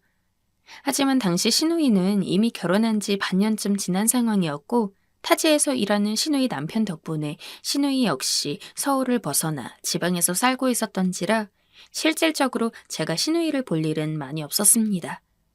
그래서 크게 신경 쓰지 않았죠. 그런데 제가 결혼을 하고 한 3개월 뒤에 상황이 바뀌어서 시누이도 시부모님 근처에서 살게 되었어요. 안 그래도 올해 얼굴을 자주 못 봤던 터라 대하기가 더 어렵긴 했지만 그래도 이제는 제가 남편과 결혼도 했고 진정한 의미로 가족이 된 만큼 제가 다시 한번 다가서면 시누이도 나쁘지 않게 받아들여 줄 거라 생각했습니다. 형님, 이번에 서울로 올라오셨다는 이야기 들었어요. 이제 얼굴 자주 뵐 수 있겠네요. 너무 반가워요, 형님. 시간 되시면 저희 집에 놀러 오세요. 저도 형님네 집에 한번 찾아뵐게요. 우리가 뭐 서로 얼굴 보고 인사할 사이니? 바쁜 일 아니면 전화하지 마. 그러나 시누이의 반응은 차가웠습니다. 제가 예상했던 것보다 더 심했죠. 이전에 시누이는 저에게 다정하지는 않았지만 그렇다고 해서 무작정 날카롭게 말을 뱉는 사람도 아니었습니다. 그냥 조금 무뚝뚝한 게 티가 나는 정도였을까요? 그런데 결혼을 하고 난 뒤 오랜만에 연락을 하게 된 시누이는 저에게 적대감이 가득했어요. 맹세코 그럴 일이 없었는데도 말이죠. 처음에는 그냥 조금 기분이 안 좋아서 그랬나 보다 싶어서 제가 몇 번을 더 전화했습니다. 그러나 제가 전화를 걸 때마다 시누이의 반응은 한결같았어요. 너무 당황스럽고 한편으로는 슬프기도 했지만 그렇다고 해서 이걸 남편이나 시부모님한테 이야기할 수도 없었어요. 그래서 저는 그냥 언젠간 정말로 친해질 수 있을 거라고 그렇게 믿으며 굳이 신우이에게 먼저 전화를 하거나 하진 않았습니다. 그러다가 제게 무척이나 좋은 소식이 찾아왔습니다. 바로 임신이었죠. 제가 다른 산모보다 몸이 약해서 더욱 주의를 기울여야 한다고 의사가 이야기했지만 그래도 저와 남편의 사랑 속에서 태어날 아이가 제 뱃속에 있다는 것은 제겐 그 무엇보다도 축복이었습니다. 당신이랑 결혼하고 나선 정말 좋은 일만 있는 것 같아. 앞으로 당신은 아무것도 하지 마. 아이 낳을 때까진 집에서 푹 쉬고 맛있는 거 먹는 거에만 집중해. 평소에도 제게 한없이 다정하고 착했지만 임신한 후에는 정말 본인 간이라도 빼줄 것처럼 구는 남편과 하루에도 몇 번씩 전화를 해서는 제 안부를 묻고 저 좋아하는 음식들을 바리바리 포장해서 보내주시는 시부모님까지 입덧이 심해서 가끔 힘든 날이 있긴 했어도 남편과 시부모님을 보며 버틸 수 있었어요. 그렇게 제가 임신한 것을 알게 된 지 한 3주 정도 됐을 때입니다. 난생 처음으로 신우이가 제게 먼저 전화를 걸었어요. 그게 얼마나 기뻤는지. 임신했다면서? 어머니랑 아버지한테 들었어. 형님, 전화 주셔서 정말 감사드려요. 안 그래도 어머님이랑 아버님 덕분에 너무 편하게 지내고 있어요. 재호 씨도 정말 잘해주고 있고요. 저는 이번에야말로 신우이와 제대로 친해질 기회라고 생각하면서 그동안 시부모님이 어떻게 잘해줬는지, 남편이 어떻게 대해줬는지를 미주알 고주알 떠들기 시작했습니다. 그런데 그런 제게 신우이는 너는 임신한 게 대수인 줄 아니? 개나 소나 다 하는 게 임신인데 지금 임신한 것 가지고 내 동생이랑 부모님 부려먹는 걸 자랑이라고 지금 내 앞에서 이야기하는 거야? 그래서 나한테도 그렇게 해달라는 거야, 뭐야? 생각지도 못한 충격적인 말에 말문이 막혔습니다. 그러나 신우이는 계속해서 저를 욕했죠. 시부모님 힘든 건 하나도 생각 안 하고 본인이 임신한 걸 다 전부 남한테 기대가면서 어떻게든 덜 힘들려고 하는 속물이라고요. 그때는 신우이가 왜 그렇게 심하게 이야기하는지에 대한 원망도 들지 않았습니다. 너무 순수하게 살아왔다는 느낌이 드실 수 있겠지만 저는 살면서 한 번도 남한테 욕을 해본 적이 없어요. 원래 성격상 남이 저를 욕해도 그냥 그런가 보다 하고 받아들였고 누군가 미워진다면 그 사람을 계속 미워하다가도 그 원인이 저에게 있지는 않나 먼저 찾아보는 스타일이었습니다. 그래서 신우이의 말을 들었을 때도 정말 내게 문제가 있는 건가 하는 생각에 아무 말도 하지 못했던 거고요. 전화를 끊고 나서도 한참 동안 신우이의 말을 곱씹어야 했어요. 게다가 그때부터 신우이는 물꼬라도 트인 마냥 제게 몇 번이고 전화하거나 문자에서는 여전히 제가 잘못했다는 식으로 이야기를 했어요. 아주 상전이야, 상전. 그렇게 태어날 아이가 퍽도 잘 자라겠다. 정신 차려. 임신했다고 시부모님한테 딱 붙어 앉아가지고 다 받아 처먹는 며느리가 어딨어?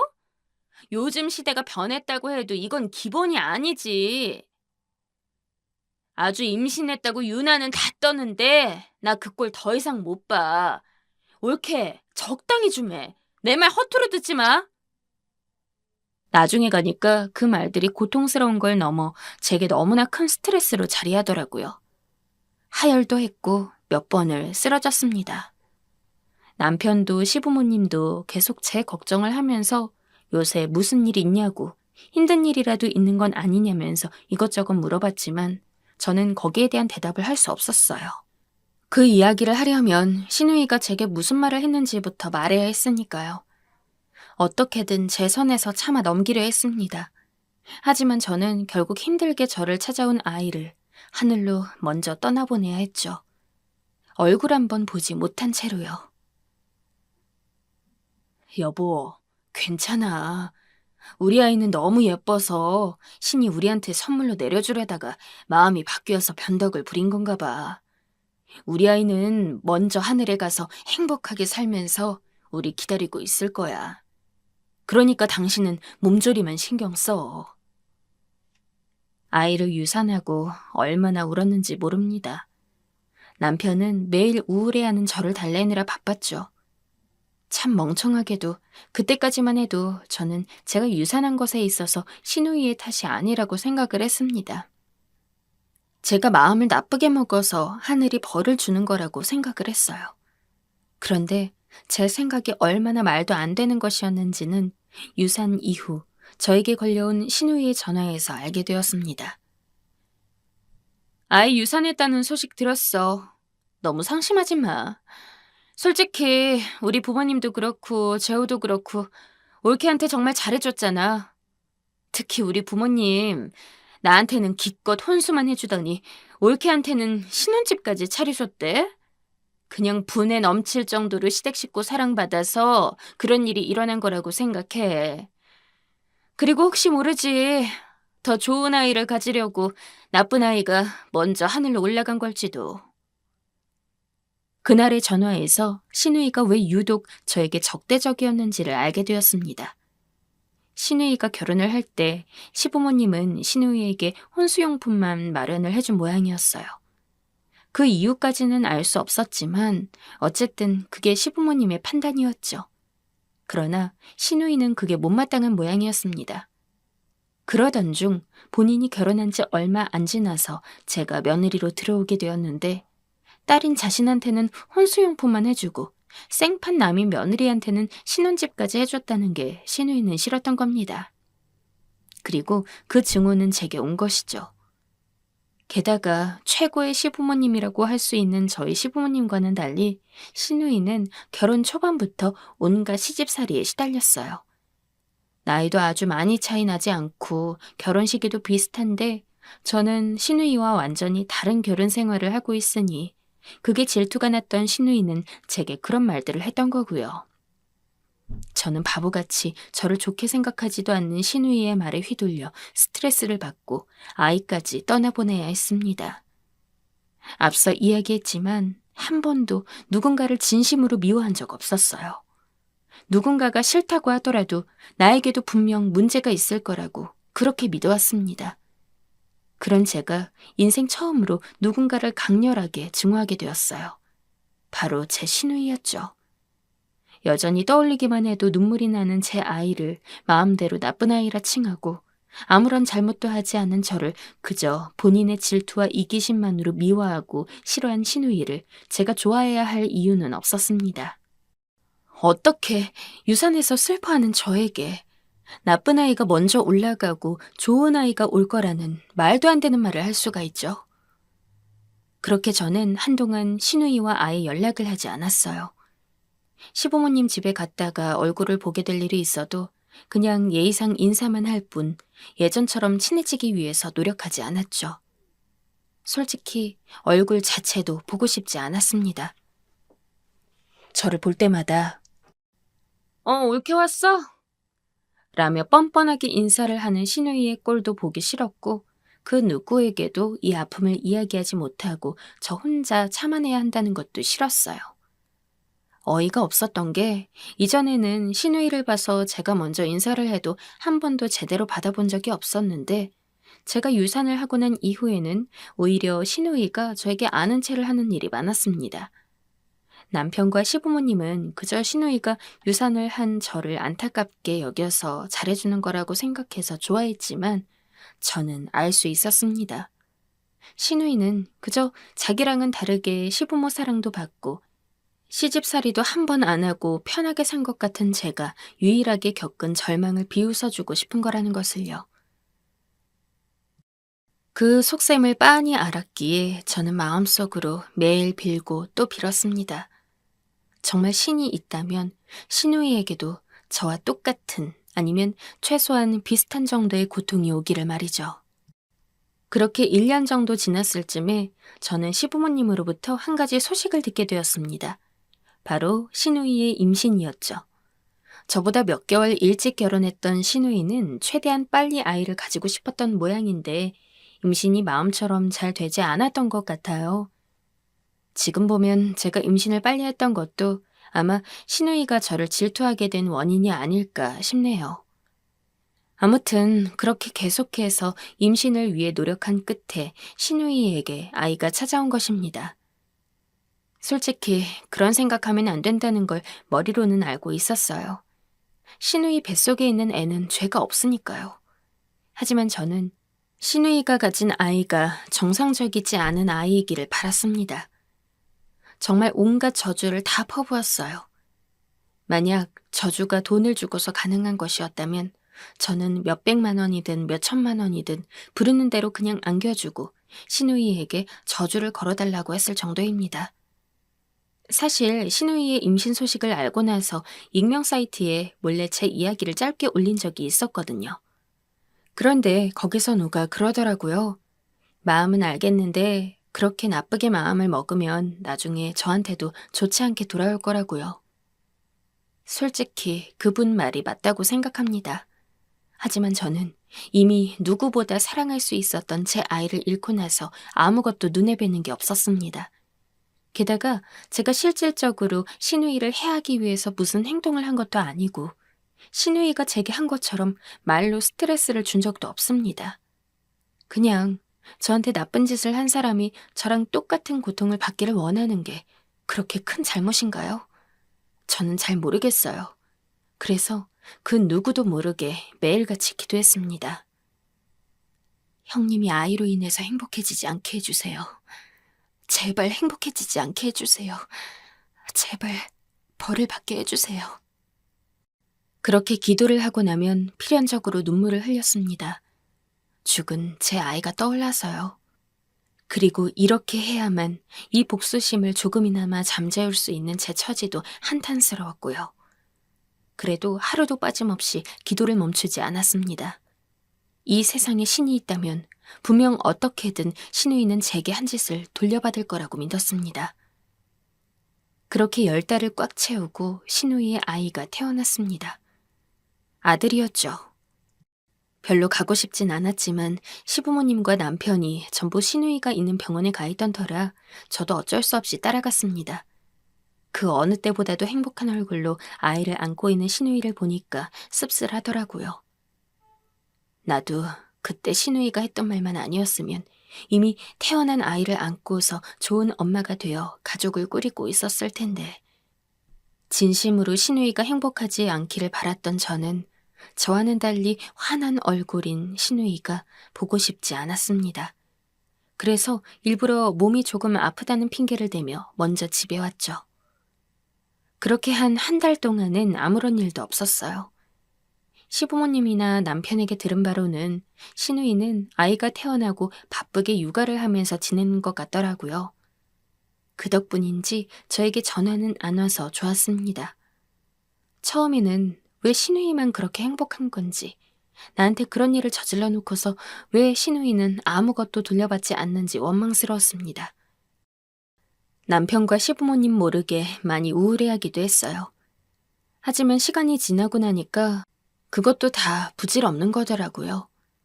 결국 내 힘으로 신우이가 행복해지지 않도록 할 수 없는 거라면 그것에 매달릴 게 아니라 저도 제가 행복할 수 있는 길을 찾는 게 현명한 거라는 생각이 들었습니다. 그래서 그때부터는 공원에 산책도 나가고 남편에게 이야기해서 꾸준히 운동도 다니면서 그렇게 저를 위한 시간을 보냈어요. 그러다 보니까 자연스럽게 신우이에 대한 미움도 줄어들더라고요. 물론 그렇다고 해서 신우이가 단숨에 좋아진 건 아니었습니다.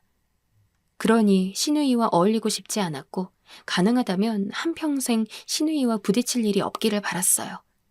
다만 복수심에 붙잡혀 있던 과거와 조금 달라졌을 뿐이죠. 그렇게 제가 한창 자기관리를 하며 다시 한번 남편과의 아이를 생각하고 있을 때 예상치도 못한 일이 터졌습니다. 정말 상상치도 못한 일이었죠. 여보, 그게 무슨 말이야? 형님 아이가 심해부 아이가 아니라니. 지금 무슨 말을 하고 있는 거야, 여보? 정말 충격적이었습니다. 그렇게 신우이가 애지중지하던 아이가 심해부 아이가 아니라는 것이었죠. 알고 보니까 신우이는 심해부와 결혼을 하고 난 뒤에 다른 남자와 바람을 피웠던 모양입니다. 그 사실을 신우이는 자기 시부모에게 걸렸지만 어떻게든 싹싹 빌고 다시는 안 그러겠다고 하고 나서 용서를 받았던 모양이에요. 그런데 공교롭게도 얼마 지나지 않아 신우이가 임신을 했음을 알게 되었고 신우이의 시부모는 어쩐지 아이의 핏줄이 의심스러웠던 것 같습니다. 제가 시부모였어도 그럴 것 같긴 해요.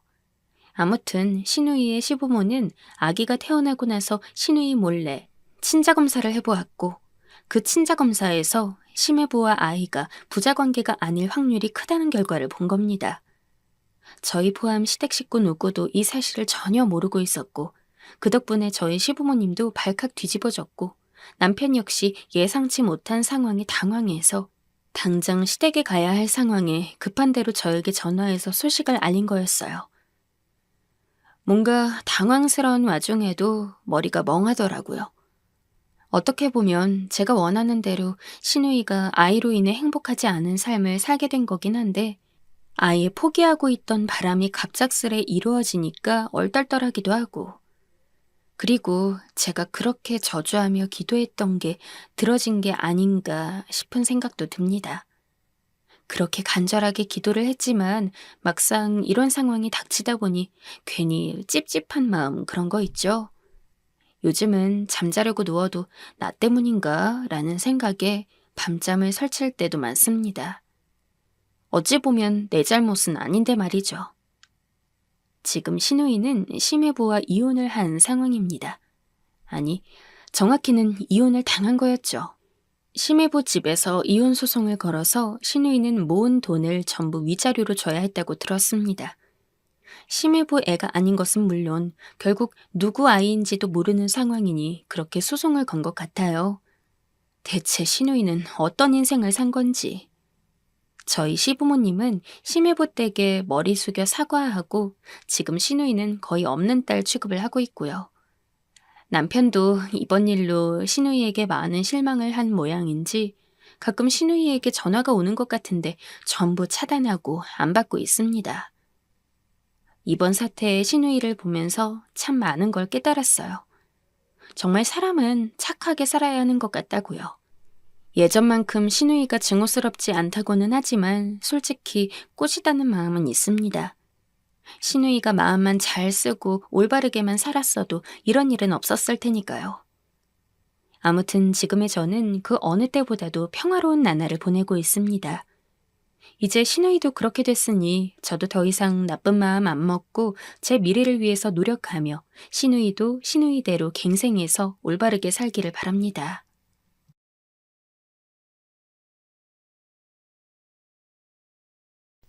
안녕하세요. 사람이 살다 보면 실수 같은 걸 하잖아요. 저는 실수라고 하기엔 너무 큰 일을 저질러서 지금 고통을 받고 있습니다. 제 사연을 들으신 분들은 저를 욕하실 것 같아요. 욕하셔도 좋습니다. 저는 욕먹어도 싸니깐요. 하지만 이 고통에서 벗어나고 싶습니다. 많은 분들이 제 사연을 끝까지 읽어주시고 조언을 해주셨으면 합니다. 저와 언니는 서로 어릴 때부터 애틋하게 아끼며 지냈습니다. 안타깝게도 가정 환경이 그리 좋지 않은 탓이었죠. 다른 또래 애들은 부모님 사랑 잔뜩 받으며 화목한 가정 환경을 갖고 있는데 제가 어렴풋이 기억하고 있는 부모님의 기억은 언제나 소리 높여서 싸우는 것밖에 없었습니다. 부모님이 거실에서 소리를 지를 때면 언니는 언제나 제 귀를 막아주었고 저는 두려운 나머지 눈물을 훌쩍이며 간신히 언니를 껴안고 잘 수 있었어요. 저희 가족이 이렇게 좋지 않게 변한 탓은 전부 어머니 때문이에요.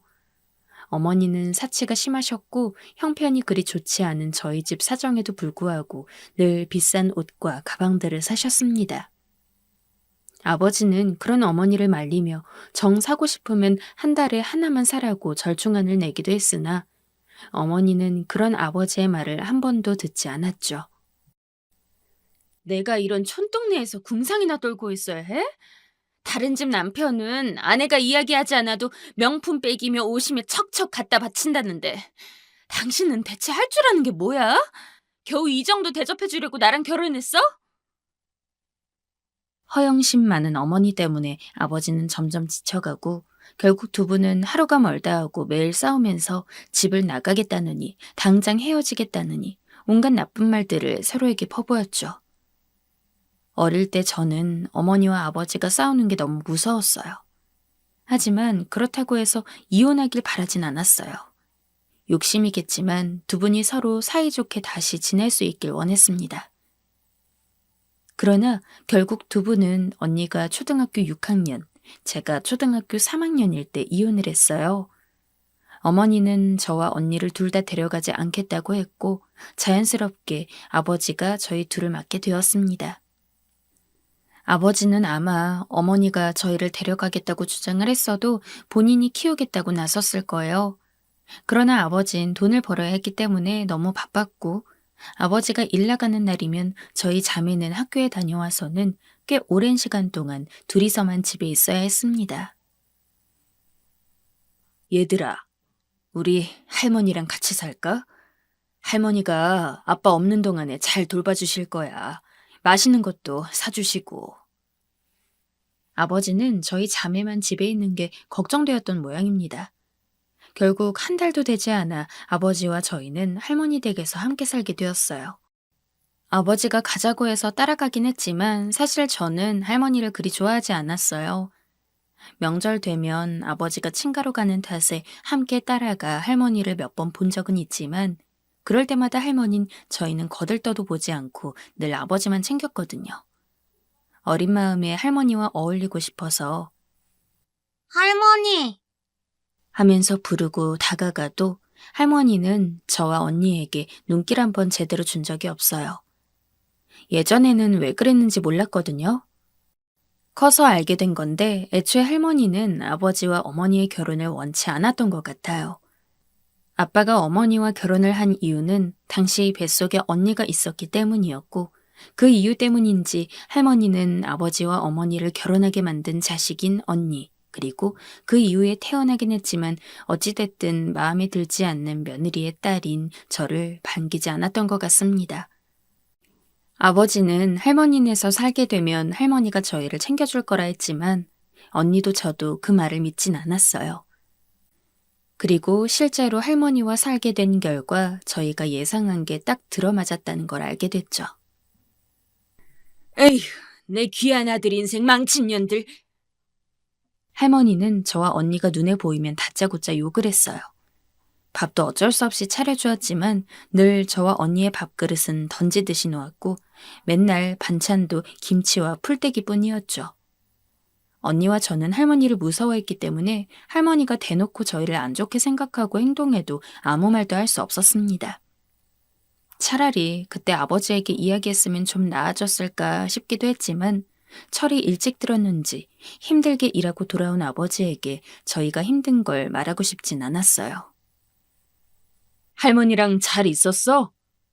그래서 퇴근 후 씻고 나온 아버지가 저희 자매에게 할머니와 잘 지냈냐고 물으면 저희는 그저 잘 지냈다는 듯 고개를 끄덕였습니다. 할머니의 폭언은 저와 언니가 나이를 먹을수록 더 심해졌어요. 게다가 나중 가서는 집안일까지 전부 저희를 시켰죠. 특히 언니는 저보다 나이가 많았기 때문에 할머니가 더욱더 뭐라고 했습니다. 언니가 밥을 지으면 지금까지 밥 한 번 제대로 안 지어보고 뭐 했냐느니, 이걸 어떻게 먹냐느니 하면서 밥솥을 던진 적도 있죠. 그때마다 언니는 입술을 꼭 깨물고 다시 한번 밥을 지어야 했습니다. 나중에는 할머니가 학교 가는 것까지 뭐라 하시더라고요. 기집애가 고등학교까지 다녀서 뭐해? 중학교만 졸업하면 됐지. 너 내일부터 당장 학교 가지 마라. 너 같은 건 학교 다닐 가치도 없어. 돈만 아깝지. 할머니의 다른 말은 다 들었던 언니라 할지라도 그 말만큼은 듣지 않았어요. 언니는 공부 욕심이 있는 사람이었고 무엇보다도 학교에 있는 시간을 너무 소중하게 생각했거든요. 학교에 있을 때만큼은 할머니를 보지 않아도 되었으니까요.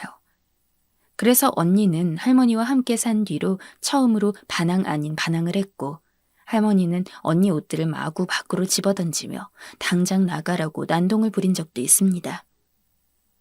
그때 할머니 집 근처에 사는 이웃들이 소리를 듣고 우르르 몰려들어서는 할머니를 말리는데 정말 얼마나 부끄러웠는지.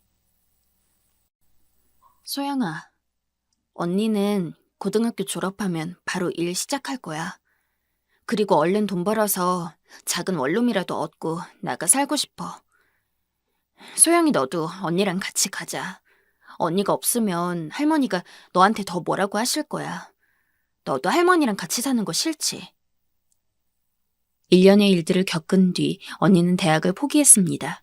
그리고 바로 취직을 준비했죠. 아버지의 도움을 받는다면 대학교는 어찌저찌 갈 수 있겠으나 언니는 당장 할머니로부터 독립하는 게 우선이었어요. 저 또한 언니와 마찬가지로 할머니와 사는 것에 신물이 났기 때문에 언니와 함께 살겠다고 하고 그 이후로 저도 몰래 아르바이트를 조금씩 했습니다. 언니가 원룸을 구하는데 조금이라도 보태기 위해서였죠. 학교 다니며 아르바이트까지 하는 건 어려웠지만 하루라도 더 빨리 할머니에게서 벗어나고 싶어서 노력했어요. 그렇게 언니는 20살이 되었고 제가 막 고등학교에 입학했을 당시 저는 언니와 함께 작은 원룸에서 둘이 살게 되었습니다. 예상했지만 할머니는 저희가 나간다니까 무척 좋아했죠. 둘이 살면서부터는 아버지와도 거의 연락을 끊은 거나 다름없게 살았어요. 아버지는 여전히 너무 바빴고 사실 저희는 서로 둘이서만 보듬고 자라왔으니까요. 언니와 함께 사는 건 즐거웠습니다. 무엇보다도 아주 작은 행동에도 불같이 화를 내며 욕하는 할머니가 없으니까 먹고 싶은 걸 마음껏 시켜 먹어도 되고 자고 싶을 때 자도 되고 살면서 아주 어렸을 때를 제외하고는 한 번도 느껴보지 못했던 자유로움이라는 것을 맛볼 수 있었어요. 소영아, 학교 잘 다녀와? 언니 일 다녀올게. 똑똑한 저희 언니는 비록 대학을 나오지 못했지만 곧바로 취직해서 일을 다녔습니다. 제게 그런 언니는 자랑이었어요. 나이 차이가 아주 많이 나진 않는데도 불구하고 언니는 무척이나 어른스러운 사람이었습니다. 살면서 한 번도 언니가 우는 걸 본 적이 없어요. 생각해보면 언니는 어릴 때부터도 제가 울면 달래주기 바빴지 본인이 힘들다거나 슬프다는 걸 티내는 사람이 아니었거든요. 하지만 그런 언니도 회사 생활은 힘든지 퇴근하고 집에 돌아올 때면 오늘도 너무 일이 많았어. 라며 작은 푸념을 내뱉기는 했습니다. 저는 언니가 퇴근하는 시간에 맞춰 언니가 평소 자주 먹는 케이크를 사와서 준 적도 있고 비록 잘은 못하지만 안마를 해주기도 했어요. 그러던 어느 날 언니는 제게 남자친구라며 한 남자를 소개해 주었어요. 언니와 같은 회사에 다니고 있다던 언니의 남자친구는 키도 훤칠하고 너무 착한 인상이었죠. 언니가 처음 회사에 들어온 그 순간에 언니에게 반해 몇 개월을 넘게 쫓아다녔다 했습니다. 언니는 그때 당장은 연애 생각이 없었으며 무엇보다도 저와 둘이 사는 게 바빴기 때문에 그런 남자친구를 거절했지만 계속해서 호감을 표현하고 이것저것 선물을 해주는 모습에 호감을 느껴서 결국 사귀게 되었다고 했죠. 앞으로 자주 볼 테니까 인사해. 내 동생 소영이야.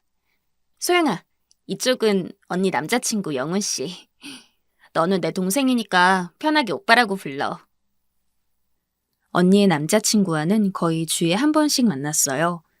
왜냐하면 매일같이 저희 집에 놀러 왔거든요.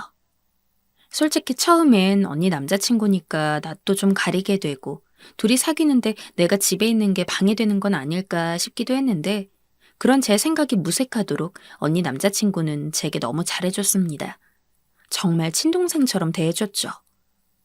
언니가 제게 남자친구를 소개시켜준 것은 저 때가 처음이었는데 언니 입장에서도 정말 좋은 사람이란 생각이 들어 제게 소개시켜줬던 것 같아요.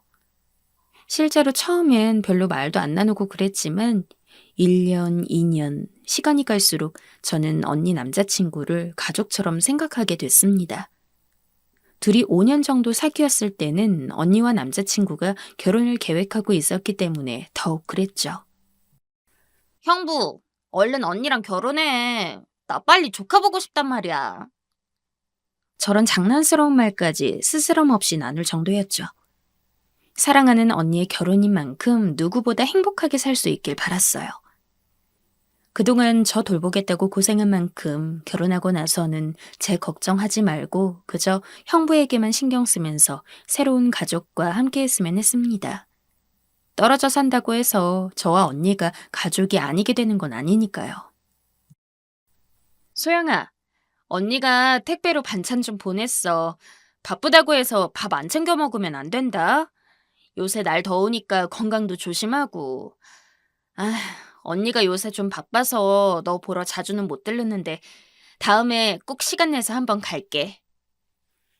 그러나 언니는 결혼을 해서도 저를 많이 챙겨줬어요.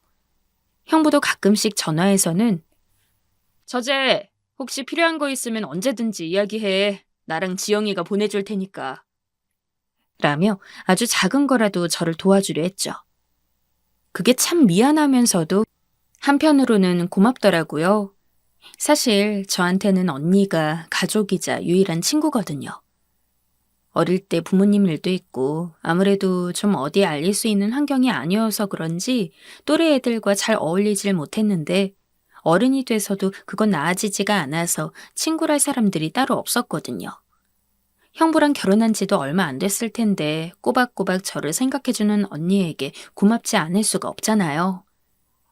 하지만 언니가 결혼한 지 3개월 뒤, 이직한 지 얼마 안 된 새 직장에서 서서히 적응을 하고 있던 저는 회사에서 한 통의 전화를 받았습니다. 소영아, 지영이가... 언니의 죽음을 알리는 소식이었습니다. 길을 건너는 언니를 미처 보지 못한 차가 빠른 속도로 언니를 치었고 언니는 그 자리에서 즉사했다고 해요. 저는 장례식을 치르면서 동시에 기껏 다니던 회사를 그만두었습니다. 언니의 죽음으로 절망에 빠져 아무것도 하고 싶지 않기도 했고 어릴 때 저희를 버리고 떠난 엄마가 대체 어디서 이 소식을 듣고 왔는지 언니의 보험금이랑 합의금을 받으려고 나타났거든요. 본인은 아직 부모라면서요. 우리 엄마도 아니면서 엄마인 척하지 마요. 저는 엄마라고 부르고 싶지도 않은 그 여자에게 언니의 죽음으로 인해 나온 사망보험금과 합의금을 한 푼도 주고 싶지 않았어요. 이를 위한 대응을 알아보느라 회사는 당연히 그만둘 수밖에 없었죠. 하지만 이곳저곳 알아보더라도 법적으로 엄마에게 지분이 조금 있다고 하더라고요. 형부와 언니는 아직 혼인신고를 안 한 상태여서 그랬다고 기억 중입니다. 그때 상심한 저를 달래준 건 형부였어요. 형부도 언니가 죽어서 그 누구보다도 슬플 텐데 누가 착한 언니와 딱 맞는 짝이 아니랄까봐 형부는 본인이 힘든 와중에도 저를 먼저 생각해 주었죠. 형부는 언니가 죽은 이 상황에서 제게 남은 유일한 가족이었습니다. 그리고 저 다음으로 누구보다 언니와 가까웠던 사람이었기에 형부와 이야기를 나누며 꼭 언니가 돌아올 것만 같은 느낌도 받았어요. 그 뒤로 저는 형부와 자주 만남을 가져왔어요. 언니가 죽은 초반에는 언니 이야기를 하면서 함께 울기도 했지만 시간이 점점 지나면서 언니의 이야기는 줄어들고 형부가 어떻게 사는지, 제가 어떻게 사는지에 대한 이야기가 많이 나왔죠. 이런 말하기 조심스럽지만 형부는 새로운 사람 만날 생각 없어? 글쎄, 잘 모르겠네. 좋은 사람이 있다면 만나봐야겠지. 사실 이걸 있는 그대로 이야기해야 맞는지 많은 고민이 들었지만 아무래도 제 사연을 이야기하는 만큼 모든 걸 솔직하게 말해야 할 것 같더라고요. 많은 분들의 질타를 받더라도 말이죠. 그래서 말씀드립니다. 언니가 죽은 지 1년 정도 됐을 때부터 저와 형부의 사이에는 미묘한 기류가 흘렀어요. 단순히 처제와 형부가 아닌 한 명의 남성과 여성으로서 말이죠. 솔직히 처음엔 언니에게 너무 미안했어요. 형부에게 이런 마음이 생기는 제가 옳지 않은 것 같아 몇 번이고 형부를 멀리하려고도 해봤습니다. 하지만 형부는 여전히 제게 다가왔고 형부를 보면 볼수록 앞으로 내가 누구를 만나도 형부 같은 남자를 또 만날 수 있을까? 라는 생각이 자꾸 들었어요. 형부는 여느 제 또래 남자들과는 차원이 달랐어요. 이해심도 깊고 어른스럽고 모든 것이 제가 우선이었죠. 게다가 제가 보기에도 형부는 저를 여자로서 보고 있었어요. 서로 이 문제에 대해 제대로 이야기 나눠본 적은 없지만 아마 형부도 저처럼 처음에는 저를 그저 처제라고 생각했을 거예요. 그러나 함께 시간을 보내며 정이 간 거죠. 그리고 무엇보다도 저희는 같은 아픔을 공유하고 있잖아요. 형부는 아내를, 저는 언니를. 소중한 사람을 잃은 슬픔을 함께 나눌 수 있다는 건 그 어떤 것보다 큰 위로가 되더군요. 그러면서 서로 간의 정이 싹트지 않았을까 생각해요. 적어도 저는 그랬거든요. 그렇게 저와 형부는 계속해서 미묘한 관계를 유지했습니다. 말만 미묘하지 행동만큼은 이미 연인이나 다름없었지만요. 어느 날은 형부가 제게 꽃다발도 사다 준 적이 있습니다. 형부, 이게 웬 꽃다발이야? 오늘 무슨 날이야? 그냥 여기까지 오는데 예쁜 꽃집이 눈에 들어오더라고. 말했던 것처럼 서로 직접적으로 사귀자고 이야기만 하지 않았지, 저희는 여느 연인들처럼 주에 한 번씩 혹은 시간이 된다면 그보다 더 많이 만나 데이트 아닌 데이트를 가졌어요. 다른 남자친구랑 사귈 때도 못 가봤던 호화로운 레스토랑도 가보고, 때로는 학교 다닐 때 생각하면서 동네 분식점에 가서 떡볶이를 먹기도 했죠. 어떤 데이트인지는 제게 중요하지 않았습니다. 그저 그 시간을 형부와 함께 할 수 있는 것 그 자체만으로도 제게는 너무나 의미가 있었어요. 그런 비밀스러운 만남을 지속하다 보니까 나중 가서는 언니에 대한 생각도 잘 안 나더라고요. 정확히는 자기 합리화를 조금 했던 것 같습니다.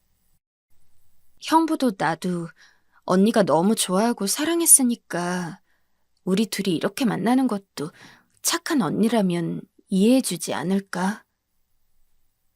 결국 그런 만남을 가진 지 3년 뒤 저희는 정식으로 혼인신고를 했습니다. 혼인신고를 앞두고 형부도 제게 그러더군요. 언니도 저희 둘을 이해해 줄 거라고. 적어도 저와 형부는 그 믿음이 무척이나 굳건했어요. 사랑하는 언니가 가장 사랑했던 저희 둘이 이어진다는데 설마 그걸 좋지 않게 생각할 리 없다고 믿었거든요. 주변 눈치가 보여 결혼식은 올리지 못했지만 혼인신고만으로도 좋아하는 형부가 이제는 형부가 아닌 남편이 되었다는 게 너무 행복했어요.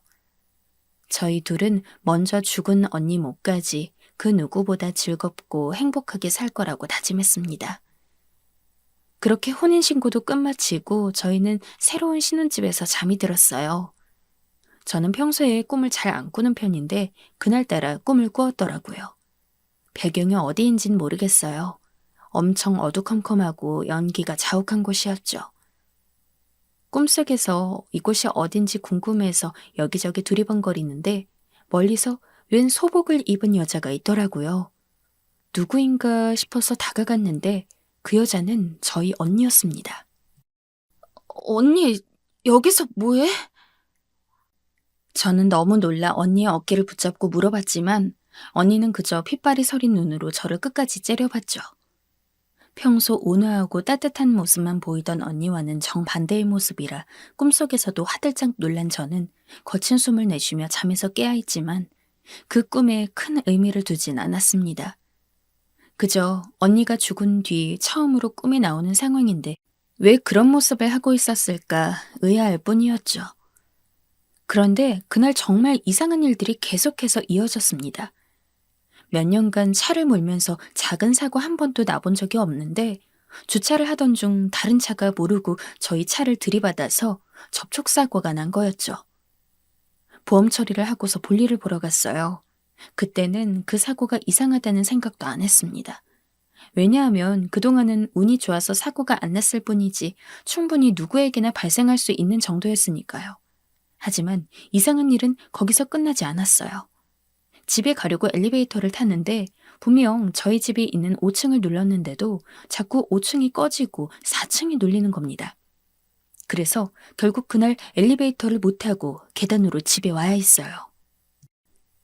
여보, 나 오늘 집에 오려는데 엘리베이터가 자꾸 4층이 눌려서 나 결국 계단으로 올라왔어. 그런데 너무 신기했던 게 형부, 즉 남편 역시 저와 똑같은 경험을 했다는 겁니다. 엘리베이터가 고장났나 보다 싶어서 또 아무렇지 않게 하루를 지냈는데 그 다음번에도 이해가 되지 않는 일들은 쭉 일어났어요. 분명 알람을 맞춘 적도 없는데 핸드폰 알람이 울리고 비가 오는 상황도 아닌데 자꾸 천장에서 물이 뚝뚝 떨어졌죠. 어디 물이 새나 싶어서 윗집도 가보고 여기저기 문의를 해봤는데도 원인을 알 수 없다는 이야기만 들었습니다. 왜 갑자기 이렇게 말도 안 되는 일들이 일어나는 거지? 아무리 의문해봐도 도저히 답을 알 길이 없었죠. 저와 남편은 그 이후로도 크고 작은 미스테리한 일들을 겪어야 했습니다. 남편은 여전히 이런 일들이 일어나는 것 자체를 이해하지 못했지만 그때쯤 저는 어쩐지 언니 생각이 나더라고요. 특히 꿈속에서 하얀 소복을 입은 채 저를 무시무시하게 노려봤던 언니의 모습이 말이죠. 어쩌면 언니는 내가 지금 이런 결혼 생활을 유지하는 것이 마음에 들지 않는 게 아닐까라는 추측이 들었습니다. 그리고 그 추측에 확신을 갖게 된 것은 어느 날 밤이었어요. 저와 남편이 잠을 자고 있는데 갑자기 옆에서 남편이 벌떡 일어나더라고요. 그 침대 반동에 저도 순간 잠이 깨서 무슨 일인지 쳐다보는데 한참을 어둠 속에서 우두커니 앉아있던 남편은 아무런 미동도 없었습니다. 여보, 뭐 하는 거야? 나 무서워. 그 모습이 너무 괴기해서 말을 거는데도 남편은 대꾸가 없었어요. 그러더니 갑자기 다시 스르르 침대에 눕더라고요. 잠깐 몽유병이라도 온 건가 보다 싶어서 안심하고 다시 잠들려는데 한 5분쯤 뒤에 윽윽 하는 목이 막힌 소리와 함께 남편의 눈이 하얗게 뒤집히더라고요. 너무 놀라서 여보, 여보! 하면서 깨웠지만 남편은 그 상태로 한참 동안 경련을 이어갔습니다. 마치 귀신이라도 빙의된 것 같은 그 모습에 너무 무서워 저는 하루 종일 잠도 못 자고 벌벌 떨었어요. 더 끔찍했던 건 그 밤의 상황을 남편은 전혀 기억하지 못했다는 겁니다. 뭐? 내가 그런 일이 있었다고? 설마. 오히려 제가 꿈을 꾼 게 아니냐고 하더군요. 저는 이대로는 살 수가 없었어요.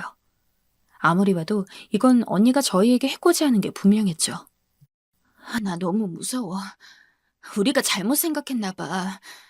언니가 꿈속에 나온 이후로 이상한 일이 계속 생기잖아.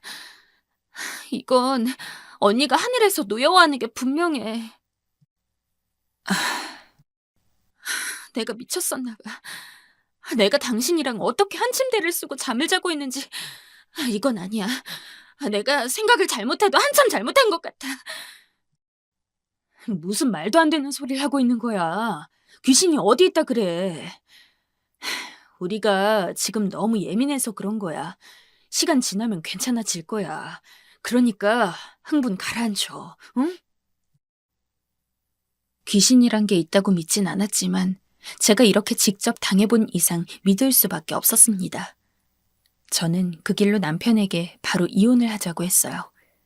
당연히 남편은 말도 안 되는 소리 하지 말라며 화를 냈습니다.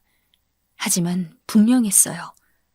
초반에 이야기했던 것처럼 저는 정말로 언니가 하늘나라에서 저희 둘의 행복을 빌어줄 거라고 믿고 있었습니다. 하지만 이번 일을 겪다 보니까 언니는 오히려 저희를 미워하고 저주하고 있었던 게 분명합니다. 지금 생각해보면 사소한 감정에 휘둘려 바보같이 우리 입장에서만 생각을 했어요. 제가 아무리 형부가 좋아졌어도 그러면 안 되는 거였는데 저는 무의식적으로 형부를 가족으로 생각했던 것 같습니다. 가족이라고는 언니밖에 없는 상황에 언니마저 세상을 떠나자 형부라는 끈을 놓치고 싶지 않았던 게 가장 컸던 것 같아요. 어렸을 때부터 가족이란 사람들이 하나둘씩 제 곁을 떠나는 것처럼 형부를 떠나보내기 싫었던 것 같습니다. 지금은 형부와 이혼을 한 상태입니다. 지금 저는 혼자 살고 있는데도 여전히 남편과 결혼했을 당시에 이상한 일들을 겪고 있어요. 아침에 눈을 뜨는 게 두렵고 밤에 눈을 감는 게 두려워요. 매일같이 악몽을 꾸고 있습니다. 혹시나 이렇게 다른 사람한테 사연이라도 이야기하면 이 이상한 일들이 일어나지 않을 수 있을까 봐 시간을 내어 정리해 보았습니다. 혹시 이런 문제는 점집이라도 가봐야 하는 걸까요? 굿이라도 해야 하는 걸까요? 하늘에 있는 언니에게 너무 미안합니다. 어떻게 하면 못난 저의 죄를 씻을 수 있을까요?